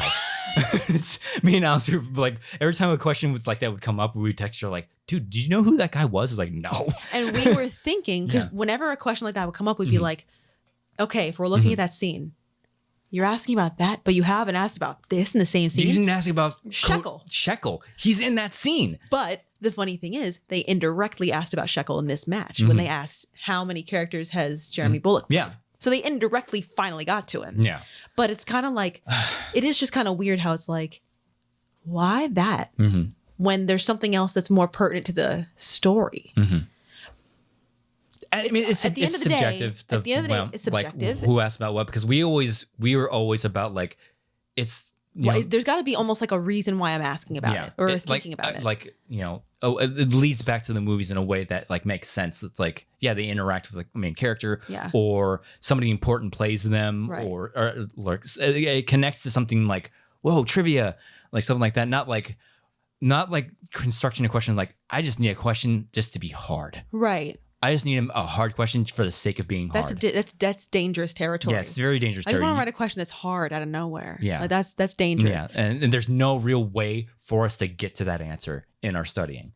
So it's like there's another character that just popped into my head as an example of somebody who's like, they don't do shit in the movie. Why would you ever ask about them unless there's a reason to ask about them? If you think about Return of the Jedi, there, I want to say, I don't remember if he was a Weequay or a Nikto. We're going to go with Weequay. I'm not sure if it was one or the other. It's probably, if it's in Return, it's probably a Weequay. A Weequay named Klaatu. He probably doesn't do much of shit. Maybe he falls into the Sarlacc pit. I don't really remember. He drives one of the skiffs. But he doesn't really do much. He just stands there. And it would normally you'd be like, why do I ask about him? He's played by Corey D. Williams, Billy D. Williams' son. Yeah, that's pertinent information. There's a reason to ask about this nobody fucking character, you know? I'm sure there's plenty of other examples, but it's like, I was just upset with that question. It's like, it cost you plausible points that would have gotten you the win. It's a legitimate question. Yeah, it is. They were in the credits. It's just kind of, whenever we hear a question like that, we're like, why? Yeah. Like, what led you to ask about that guy and not this in the same exact scene? Yeah. Like, it's just weird. But yeah. So it'll, I'm excited that, like, this is all I ever wanted. Like, coming into the league, all I ever wanted was to be known as a champion. And like, the goal was Alex Damon for the longest time. And after I beat him, then it was, all right, I want to cement myself in, if not one of the best in this division. I want that GOAT title. And that's what I was chasing last season. And now it's conversation as who's the GOAT of this, because like we already know like GOATs of certain divisions and all that stuff.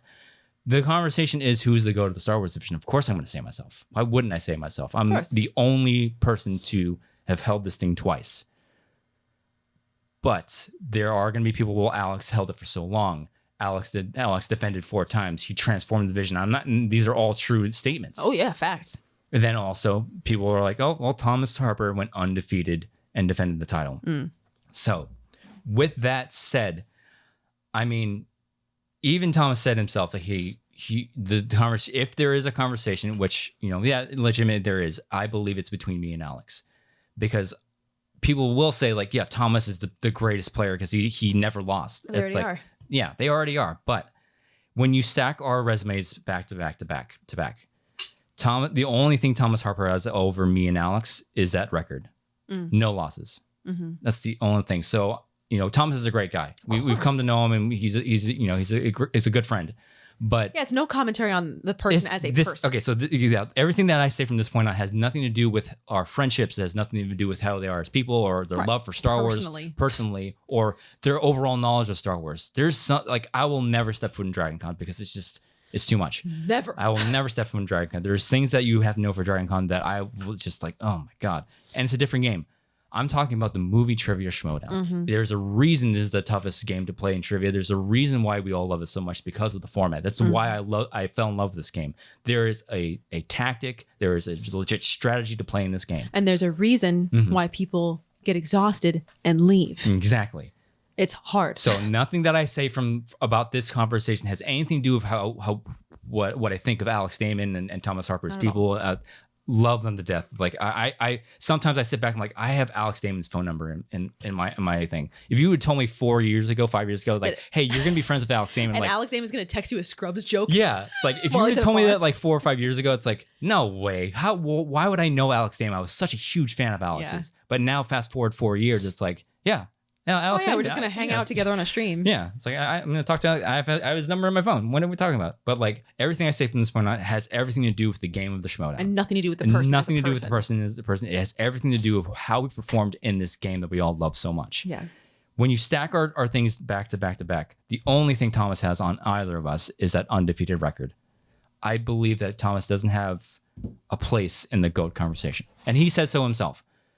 So it really boils down to me and Alex. And obviously Alex Damon, he played for 5 seasons. He had a record of 7-5. He played in he's 5-2 in title matches. He won the title once, and he defended 4 times. I played for 4 seasons, a record of 7-4. I was 4-1 in title matches over 19 months. He did it over a span of 4 years. I won 2 titles and defended twice. So this all depends on like what do you consider? No, like, honestly, yeah. With the way I've seen conversations go in the past, I think there will be a subset of people that look at it critically like that and will, put things on paper, black and white. But unfortunately, I think there are a lot of people out there that will just go with their heart. Not that I'm trying to say that Alex is, anything like that. But I feel like whenever people talk about any kind of GOAT player or best player or what have you, I feel like there is a large amount of people that they're not looking objectively. They're looking at, well, I like this person more. Yeah. I think this person's a GOAT because I like him more. Yeah. So I think that does happen. And I'm not talking about Star Wars. I'm talking about the whole Schmodown. Yeah. I feel like that happens a lot. It's hard to not give in to your bias sometimes. Yeah. That's just human nature. But yeah, when it comes down to the records on paper, black and white, I do find it difficult to give consideration to a GOAT title for one season. Yeah. Spectacular season. Oh yeah. No one's trying to say it wasn't. I will put on record saying that Thomas has the best season, the best run. The best season, the best run of anybody in the division. But he went undefeated. I don't really know that I'm going to readily give out title of all time to one season. That's just kind of difficult, I think. This is why I fucking hate GOAT conversations, because I feel like as soon as you start talking about 2 or 3 people in any of the divisions, I feel like the moment that you're like, well, I think it's this person, 75% because I like them best and 25% because I think that they're legitimately better or what have you. As soon as you pick one person and start like parading for them, it almost feels like you're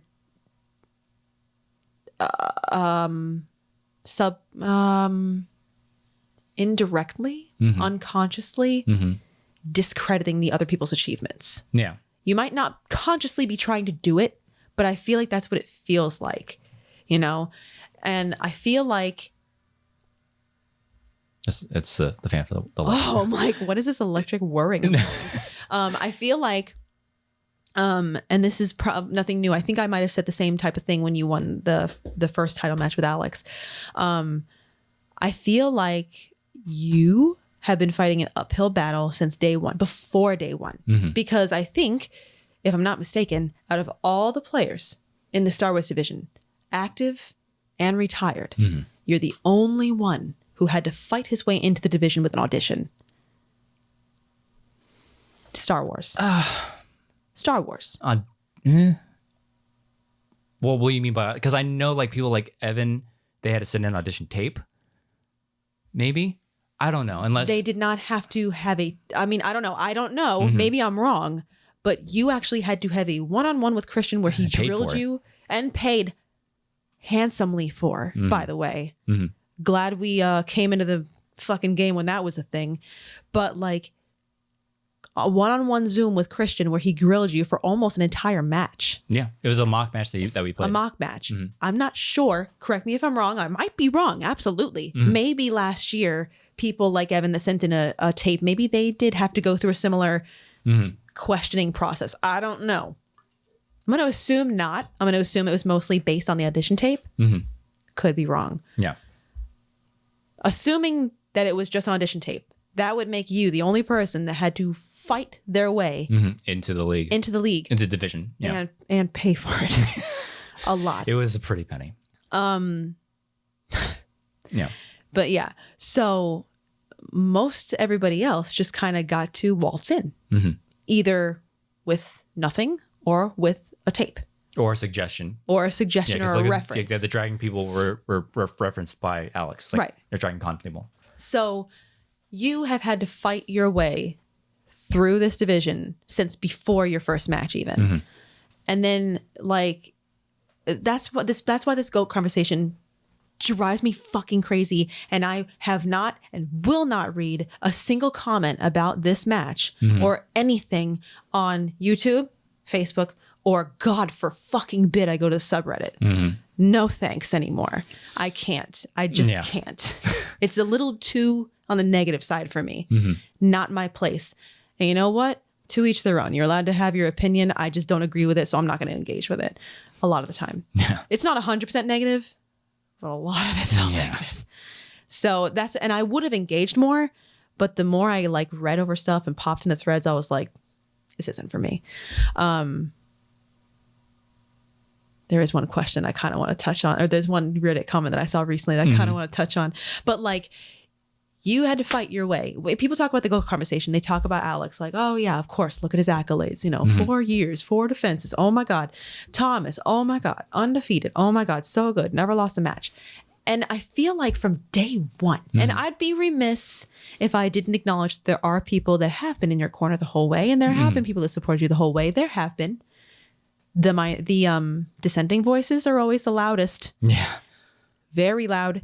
And it seems like they are the majority. Because from match 1, 5-way match, hard way to debut, first of all. Oh, yeah. 5-way in front of hundreds of people at Star Wars Celebration. So you bet your ass people in the audience know what they're listening to and are judging you if you miss. Yeah.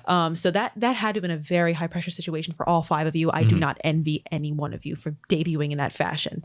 Especially coming from somebody who debuted in their fucking PJs. But I mean, did you win that match? No. Joseph did. Yes. You came in second.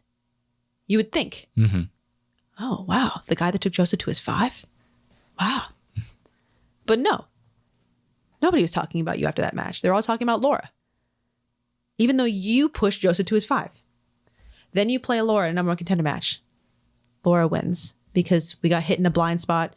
In retrospect, we should have fucking known that. Again, that's rookie Andrew. Our study practices greatly changed from then.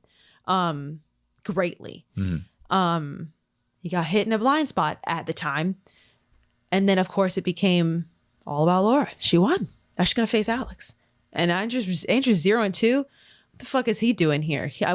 And I remember and I've said this before, so many conversations about, wow, 0-2, 0-2. Does he even have a future in the Star Wars division? 0-2, 0-2. That's all we fucking heard. Even on like SEN, I feel like that's all we fucking heard. Yeah. Was 0-2, 0-2. And it was exhausting. Yeah. And I feel like people wrote you off a lot. And then like the tournament happened, you faced Joseph. Of course, everybody's counting you out. Can't even be mad at them for that. Can't blame him because Joseph is Joseph. And then, that match happened and everybody was like, a lot of people were like, he shouldn't have gotten that challenge. It's like, you fucking kidding me? Yes, he should have. Look back at it 2 years later and tell me that you still think that Joseph should have gotten that question right. Even Joseph was like, yeah, no, I didn't get that right.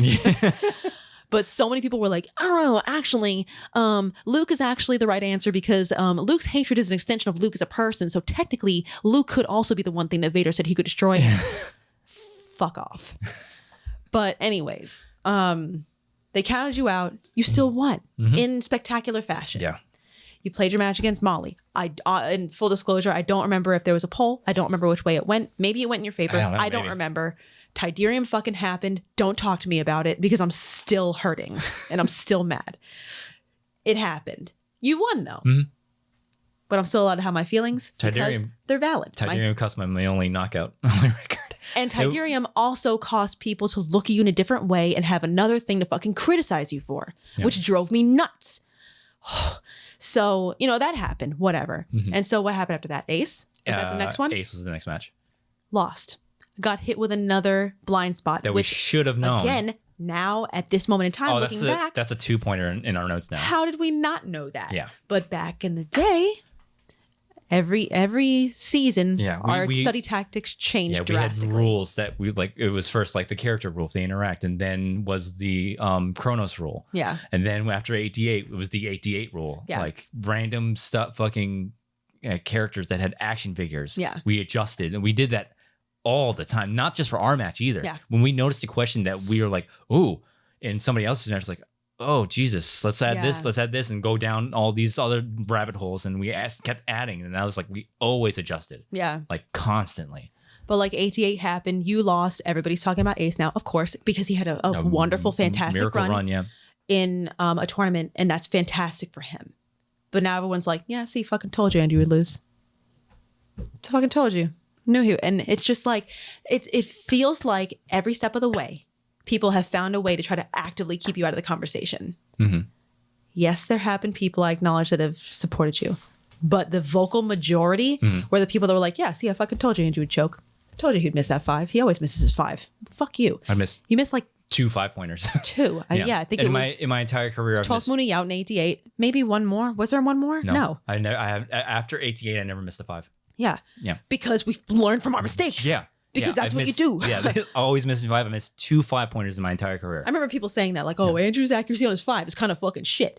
But whatever. Yeah. So then you get that number 1 contender match against Alex. Of course. Title match. Sorry, title match. That's right. And everybody's kind of like, "Oh yeah, of course Alex is going to take it again." Don't blame you. Yeah. It was Alex. He had defended 4 times until that point. You know, most dominant division, champion in the division, all that stuff.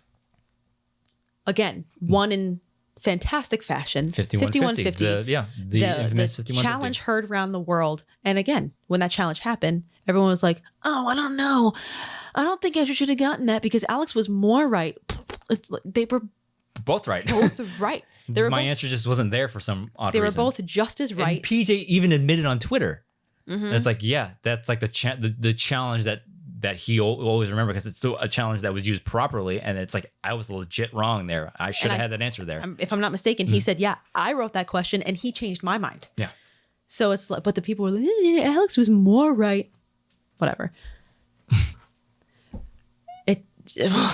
And then you play the rubber, and you did it again. Oh, so popular! Nope, it's Pinterest. Oh boy. And then you do it again in even a more convincing fashion. And of course, the conversation was, "Well, he only won after your first one. Well, he only won because he got lucky." Then the next match comes around. "Oh, well, lightning doesn't strike twice. He's not going to do it again. He's not going to fucking do it again. He does it again. Oh, well, he only won because Alex is tired because he's also playing an IG." There's always a reason that people try to actively keep you out of the conversation. Then you play against Laura. Everybody bet on Laura. I don't know the way the poll was. I think I was ahead by a little. You might have actually been ahead in the poll. I'm not really sure. But I remember a lot of people saying the age-old argument. You already beat him. Well, she already beat him once, so she's going to be... So because you beat somebody one time, that means that you're better than forever. Yeah. I beat you one time, so that means I'm automatically better than you always and forever. It's the argument that people will use Thomas Harper against us. I'll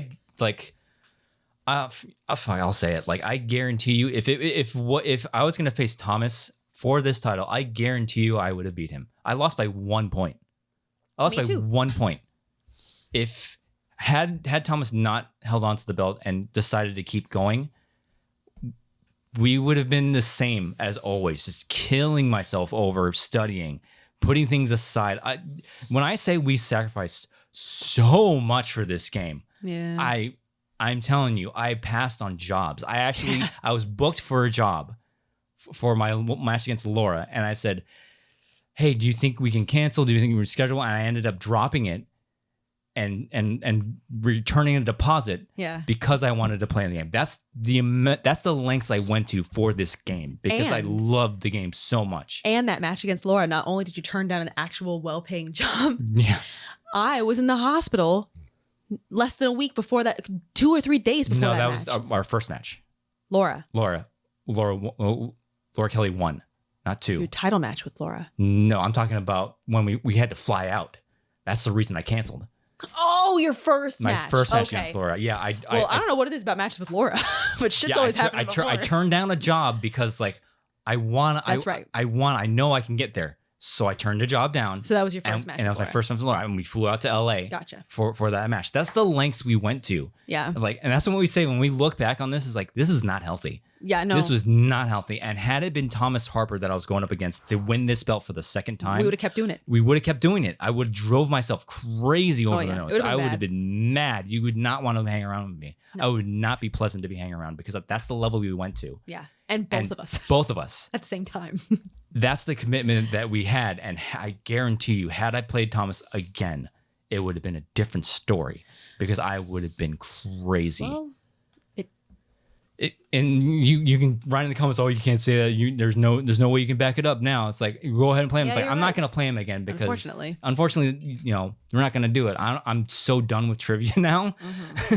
I'm not going to do it. So, but yeah, I can almost guarantee you, had I played Thomas again, it would be a different story. It would be such a different story because I would have been mad about it. Because just because you beat somebody once does not mean that you're going to beat them again. Yeah, or just because you lose to somebody the first time does not mean that you can come back and beat them. And Case in point, Laura Kelly. That was the argument used against you is, well, she already beat him. And to that, I say, do you for 1 second think that I'm better than Alex Damon? Let's be real. Let's keep it fucking real. Do you for 1 second think that I'm better than Alex Damon at Star Wars? You're nuts if you think I am just because I beat him. Mm-hmm. Do you think for 1 second I'm better than Gold Leader just because I beat him? Not for a fucking second. Those two have more Star Wars in their pinky nail than I have in my entire body. So just because you beat somebody does not mean that the next time I guarantee you that if we had met again, that there is a high chance that I would have lost. Yeah. It just happened to be that day, those questions, that's what happened. Mm-hmm. And then you proved that point because a lot of people were like, well, she already beat him. And then what happened. Mm-hmm. That was the match that I was in the emergency room. Yeah. Like 3 days before your match. Yeah. And I'm in my hospital bed overnight alone, worrying that my hospital stay is ruining your studying because I'm fucking sick in the head. Yeah, exactly. That's the lengths we went to. And how crazy we were about our preparations. And then you won that match. Mm-hmm. And then the Thomas match happened. Mm-hmm. It happened. Yeah.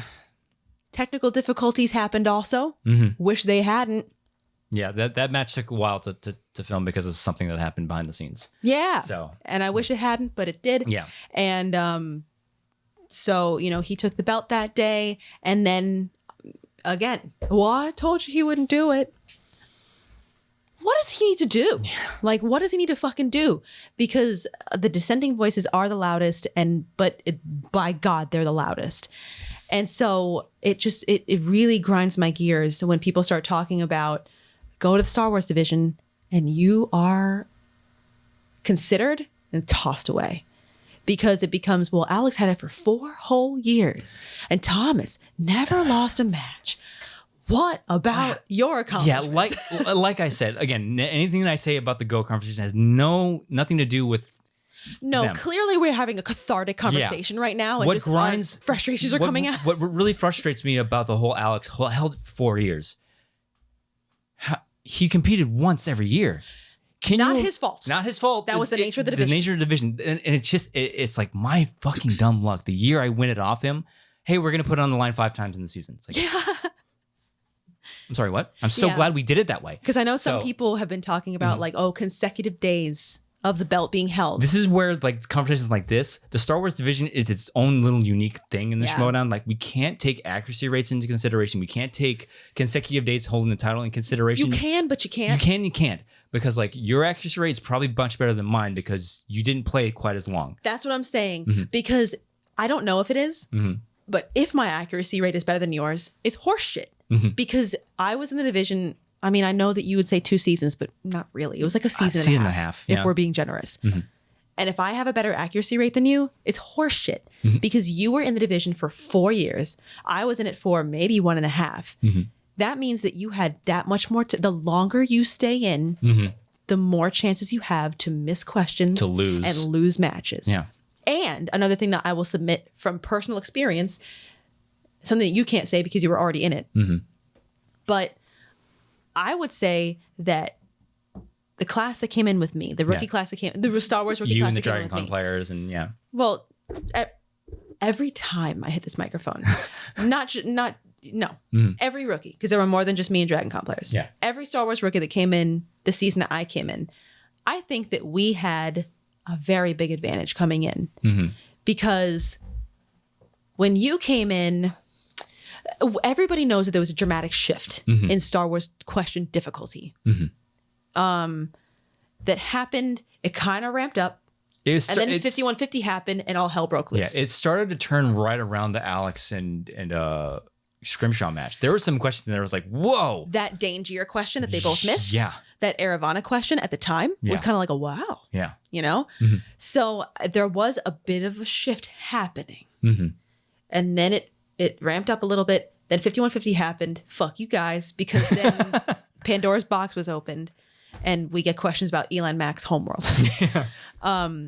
But wait, how did we? Oh, accuracy. So I believe that our class had the luxury because I imagine that a lot of our accuracy rates might be higher than your class or people before you. But that's because, first of all, we've been playing less years, a couple less years. And also I believe, and I can only speak for myself, whatever. I think that we had the luxury of watching you guys make mistakes and knowing how to tweak our tactics and strategies by watching you guys make mistakes and adjusting our tactics without having to hurt our records. So that's why if my accuracy rating is higher than yours, you cannot use that against you because you had 2.5 math, 2.5 more years to play matches and miss questions and lose matches than me. Yeah. So it's hard. You kind of have to take a grain of salt hello? Yeah. Work. Sorry. You're so popular. So when you talk about accuracy rates and stuff like that and records, you kind of have to take a little bit of grain of salt because the longer you play, the more chance you have to lose, the more chance you have to miss questions. And also, I just know, me personally, if I had entered the division when you did, it would have been bad for me. Yeah. But I had the luxury of adjusting myself without having to play and hurt my own record. Yeah. And by the time that I entered, I had learned from all of your mistakes coming in. Yeah. So that's why accuracy rates, you got to be careful with them. But the whole thing, like Alex held it for 4 years. Yeah. Can you imagine if I had to defend the title when I wanted it off him? If I had to defend it once a year? God, that would have been great.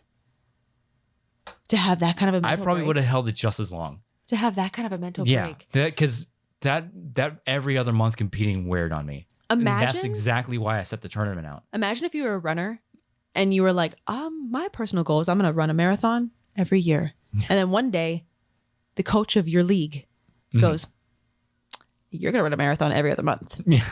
That's going to be physically taxing on your body. Yeah, by the time you get to the fifth one, it's like, Exactly. You come in first the first one. You come in first the second one. You do good the third one. You do pretty good the third one.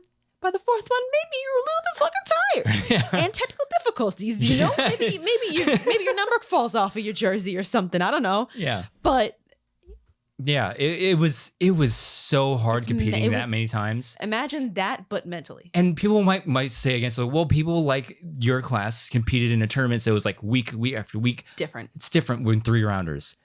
When titles are on the line and you have extra opportunities to lose and gain points, it's such a different mental state. Yeah. Competing in that many title matches was just so, like, there was a point when every other month. When I was studying for Thomas's match, there was points where, like, I had to, like, really force myself to study because it's like I'm so tired. I want to give up. I want to walk away. Yeah, and like it got to the point where I took this thing and put it on our kitchen counter So it was staring at me every fucking day. It's I remember that. It's like, you don't want to. It's like I would look at. I would look at it. And I'm like, you're not going anywhere. I don't want you to go anywhere. And I immediately, like, every time I pass, I'm like, you're not going anywhere. And I'd pull my phone out and start studying, or I'd put a movie on. So it was getting to the point where it's just like, oh my God, I don't want to, but I don't want you going anywhere. Yeah. So, and like Andrew put a picture on Instagram at one time that one of the big blank walls in our kitchen was at one point plastered with study material in our kitchen. Yeah. Kitchen wall decor. Yeah. We had a sheet of all the aliens from Chalmun's Cantina with their names, their race, their species, Yeah. their homeworld, their actor, if they had them. Yeah. We had one from the Spice Runner's Den. We had one From Maz's Castle. Maz's Castle. We had opening crawls for every single movie with things blanked out, so we'd fill in the blanks. That's how we got good at crawl things. So it's like, it was like, when we say it was unhealthy the way we studied and prepared, and nobody forced us to do it. We did it because we did it because we wanted to be good. Yeah, the reason we did it was because it's sitting right here. The coming into this league, the only thing I ever wanted was it's here. It's here. Like I want to grab it. And it's like, this is what we did. Yeah. This is what, like, and I said, like, everyone was to know, like, our study techniques and our secrets. Andrew, what's your big secret? How you became so dominant? She's sitting right here. Oh. She's sitting right here. This is why, like, when in the post-match interview, it was like, yeah, I have the belt. And like I said, like, oh, this is something I did. It's like, no, we did it. That's why when I won off of Alex and I defended it, and like, that's what it was sitting here. It was sitting on this side of the desk. It's like, yes, I finally did it. I did this. The reason it's sitting here now is because when we look back on it, it's not something that it's like, yeah, I have I'll go down in the record books as a 2-time champion. The reason it's sitting here between us is because it's something we did together. There's no 2-time champion. There's no 5150. There's no comeback from 0-2 without you. And I said it several times in the post match. It's like, this is, I don't stand here at Spectacular. It took me 4 fucking years to get to Spectacular. I don't get there without you. And it was so special for it to be against you. Would I have liked to take it off of Thomas? Fuck yeah, I would have loved to take it off of Thomas. Me too. That's what we were preparing for at the beginning of this year when we were absolutely murdering ourselves. Yeah. But like the GOAT conversation, yeah, sure. Like, I'm just like, there's so many different scenarios, so many different aspects you have to take in consideration. Yeah, Alex held it for 4 years, but he played once over that span. Not his choice. Nature of the division. I only got to 2 defenses, but it was just, God, that was a grind. Can you imagine? Such a grind. Staying, I can't imagine because I was right fucking there with you, but like to stay, Star Wars is so specialized and so detailed and specific that we're asking about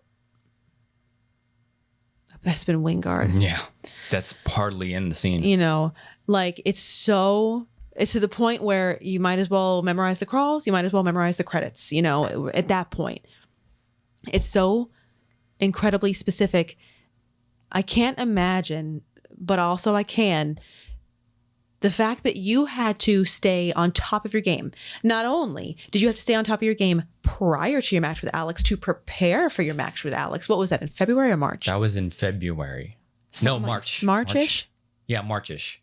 So that means that starting in February, maybe even December, we started hitting the pavement. Yeah. You know, to prepare for that match. And then it was kind of like, yeah, by the way, we're going to have matches like every other month, even though we've never done this before. Yeah. So glad we did it before. That way. We've only done it once a year or so before then, but this year we're going to do it like every other fucking month. And then you won, and then you won again, and then you won again, and then you had to play again. So that means from January to July, you had to maintain this level of preparedness for 7 months straight. No break. 7 months straight. Yeah. That's one thing about this match, that I get to enjoy the belt finally. Without the threat of having to, hey, Andrew, by the way, next month you're going to have to put it up again. Yeah. I remember at one point, I think I called my mom after your match with either your second match with Alex or your match with Laura. And I was like, he won. He did it. Oh my God. And she was like, does he get a break? I'm like, nope, he does it again next month. And she's like, are you fucking kidding me? I'm like, yeah, I wish. Yeah. But I can't. You had to stay on constant top of your game for 7 months. It would have been a dream to be able to do it once a year. And, you know, it's the nature of the division, but like it would have been a dream. Mm-hmm. Even when Thomas won, he got like July to December. Yeah. Like 3 to 4 months of preparation for December. Yeah. In the span of that, you'd already played like 3 or 4 championship matches. Yeah. You know, it's just like, I don't think, and it's not so much as a commentary on them as much as I mean it as a commentary on you. And I don't think people give you enough credit for how difficult it was to maintain that level of play for so long, constantly with no mental break. I don't think people give you enough credit for that. I think people focus too much on the number, which they should. Numbers are important, math. But like, I don't think people give you enough credit for how difficult. I don't really think they're considering how difficult it was to do it that much in this amount of time. Yeah. And for when people start talking about, oh, consecutive days at the belt, obviously you had the shortest of the 3, but the most highly compressed of the 3. Yeah, and that's why I put it in my notes. It's like, oh yeah, he was what was Alex in title match? He's 5-2 over 4 years. I was 4-1 over the span of 19 months. It's wild. Yeah. So it's just like when we have these conversations, like obviously I'll say like I think I'm the only person to have won, lost it, and won it back. And you were the person that did the one thing that everybody said nobody could do was beat Alex. Yeah. So like when you have these conversations, there's so many things you have to consider. And I think the one thing, like, yeah, each of us has something over the other. Like Thomas has the undefeated record. Of course, yeah. Alex has like the 4-year run, the 4 defenses. I have the 2 title wins. The other thing that I have against Alex in head to head, how many times has Alex beaten me? Yes.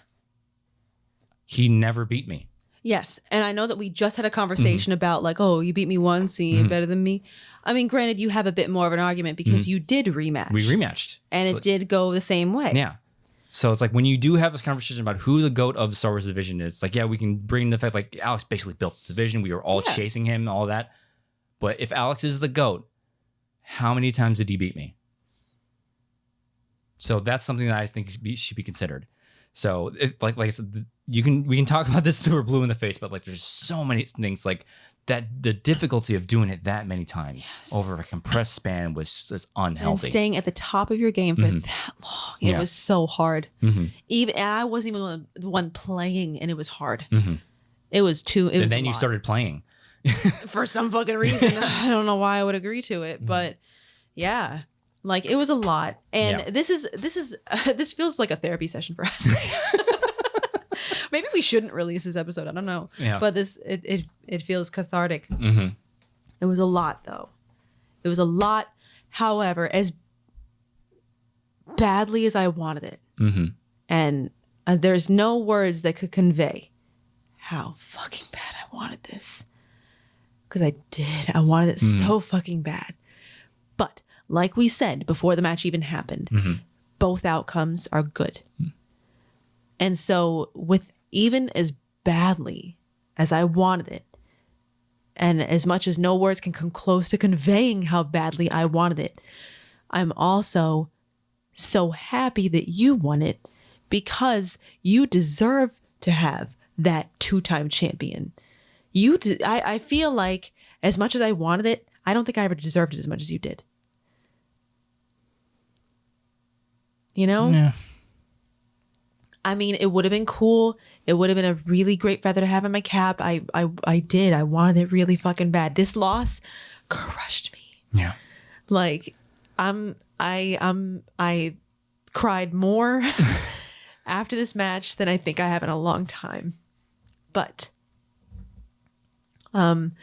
for your legacy and for how hard you worked, I'm glad that you won. With the way that it went down, I am happy that you won because You do deserve to be in that conversation. And a part of me would have felt bad if I would have won, because it would have just given people one more reason to keep you out of the conversation. And you deserve to be in it. I'm nowhere near that conversation. People talk about Rushmore. I'm nowhere fucking near it. You are in it. And if I couldn't have it, obviously, there's no other person that I would want to have it more than you. So I'm fucking crushed. Don't get me wrong. But if it had to happen this way, I'm glad it happened this way, because you do deserve to be in that conversation, and you should be in that conversation. And I'm glad that anybody who is against you, because it seems like there have been a lot of people that were like actively against you. I'm kind of like, good. What do you have to fucking say now? Yeah. Where's the belt? Exactly. Yeah. And I know that a lot of people are going to be, oh, well, there's an asterisk because Thomas gave it up. They never beat Thomas for it. Again, this is like a therapy session for this. This is the one thing that if anybody wants to come out and is like, well, look how like everybody else is in the division. It seemed like everybody else gave up. It's like, that's the game. It's the game. If you don't want to put in the work, if you just can't seem to get to the point where you want to constantly be at the top of your game, that's the game. Yeah. When everybody else was just calling it quits, when everybody else was just like, I'll play, but I'm not going to really study as much. When people were just like, I'm done, I'm going to do this, I'm going to do that. I'm like, oh yeah, which cool. is fine. It's fine. It's fine. Great for you to do that because it's very hard. It's very unhealthy. Trust me. Well. When everybody else was throwing in the towel, where were we? We were doing the same thing we always were. We were watching the movies, studying our cards, and like just being nuts about it. Mm-hmm. So that's the game, and I think that's something that nobody else will see. Like we always like, I'll always say, you don't. People like they'll say like, oh man, we know how much you wanted it. We know how much we use prep. No, you don't. Don't. You have no fucking clue what we gave for this game. There's so much I want like that I gave up for this game. I've cried, I've suffered, I've sacrificed so much just so this thing could sit here and stay here to the end of time. And I'm so glad we were able to do it. There's so much that I'm so proud of what we were able to accomplish in this division. And I don't want people to come out of this match like, well, Nikki, she gave it her all. It's like, don't let the outcome of this match dismiss everything you did in this game. You have 2 losses to your record. You went back-to-back spectaculars. You made the spectacular the first year you came in, and I've been trying to do it for how many years? Yeah.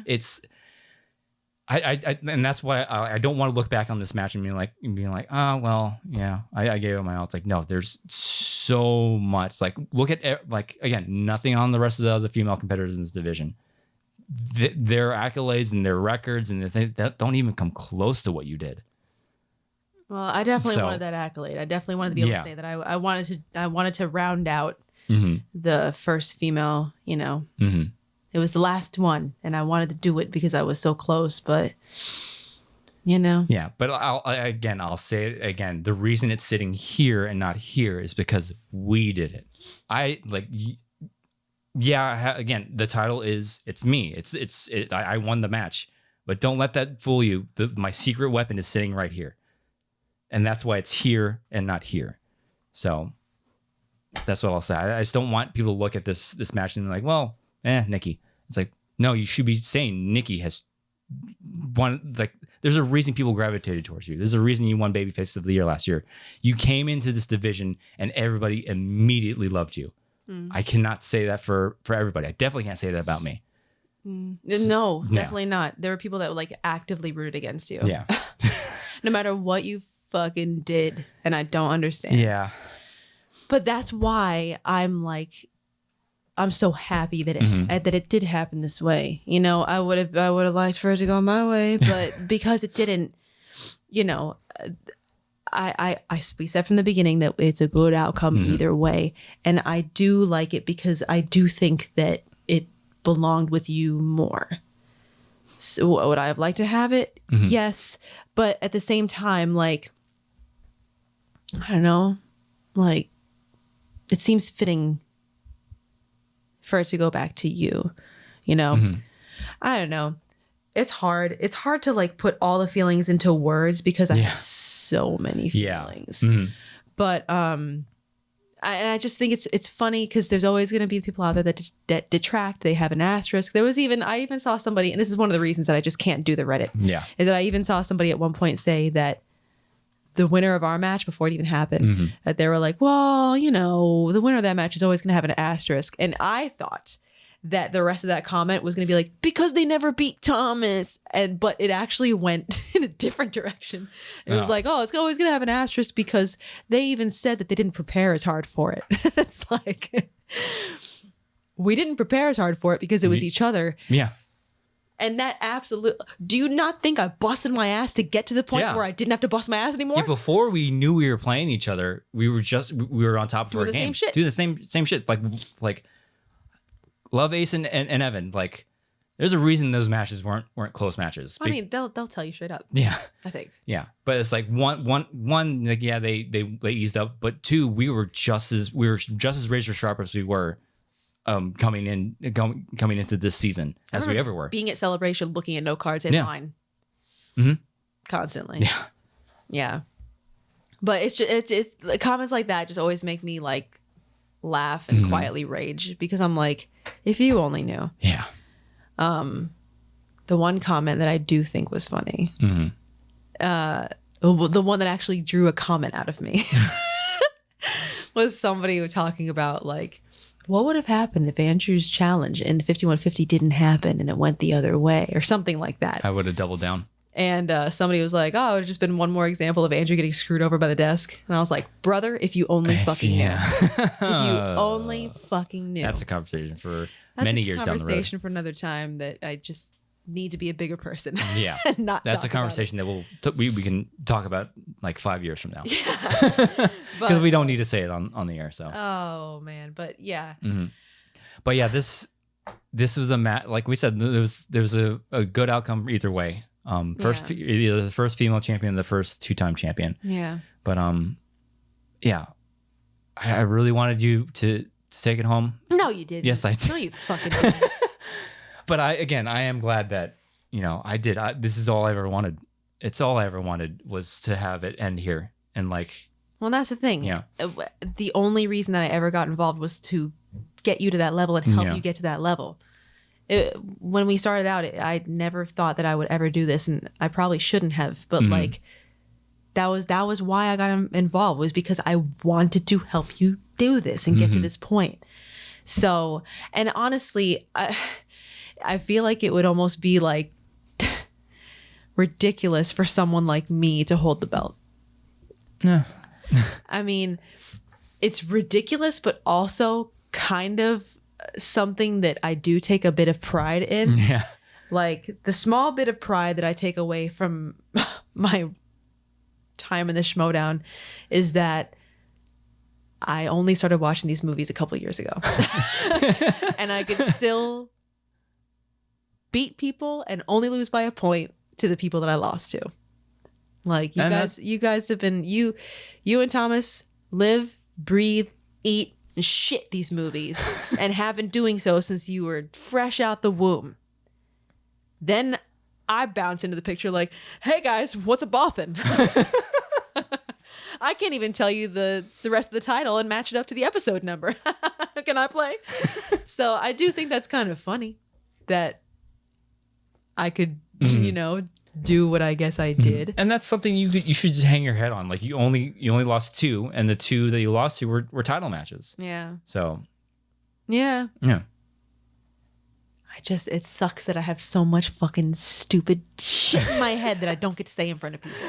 Yeah. I mean, we wanted to talk about like study tactics and stuff. I think we'll get to that in our goodbye. Maybe we'll do it later. We'll get to that in our goodbye show because this is a 2-hour episode. Jesus Christ. So if you're still with us, thank you. Maybe we'll cut some stuff out. I don't know. Maybe. But yeah, so yeah, that was the Star Wars title match. Yeah. I mean, there was a lot to be said about this match because there was some crazy, like, obviously crazy stuff went down in this match. Yeah. So, But thank you for joining us for this. Let it be extra known that I long actually episode. answered a legitimate 5-pointer originally. Yeah. That's all I really want you guys to take away from this episode is that I answered a legitimately good 5-pointer. Yeah. So that's all I really want to say. So I think we're going to have to end it here because Yeah, we gotta go to bed. we went on. This is an extra long episode. We knew we were going to go long on it, but Star Wars competitor Nicki Dimalanta, where can they find you online? Star Wars dummy, Nicki Dimalanta. I don't know shit about Star Wars, I guess. Stop it. I feel like I've never even seen the movies. Stop it. I don't even have any more tears to give after how much I cried over this fucking belt this last time. God damn it. You can find me on Twitter at Dimmy, DIMMMYYY. As for me, you can follow me on Instagram and TikTok at Rogue Leader Drew. If you're listening to this on audio form, please follow the feed and rate us. One more thing. I wanted to make the ladies of the Schmodown proud. I think you did. You did. You came in for you. Yeah, it's an L on the record, but it's by 1 point. You like I said, the rest, like again, no shade on the rest of the ladies in the division. Their records and their accolades don't come close to what you did. So I think you should hang your head on that. I'm so immensely proud of not only what I did, but what you did in the division, coming in so quickly and coming and just dominating every match. There wasn't there. You never got knocked out. All your losses are by 1. You've knocked out legends of the division. I think you should hang your head and don't. I think you should be proud of that. And I think all the ladies would be proud to say that as well. So I hope so. I think they will. I did want to do it though. I know. I did. I wanted for that's like I said, everybody in the building that day, including me, wanted you to come out holding that. No, you fucking did. Don't keep saying that. I'm not a fucking moron. If you're watching us on YouTube, like, comment, subscribe, click the bell icon, lower right hand corner to see when we do things on YouTube. Thank you for joining us on this episode of Beyond the Schmodown. We'll see you guys next time.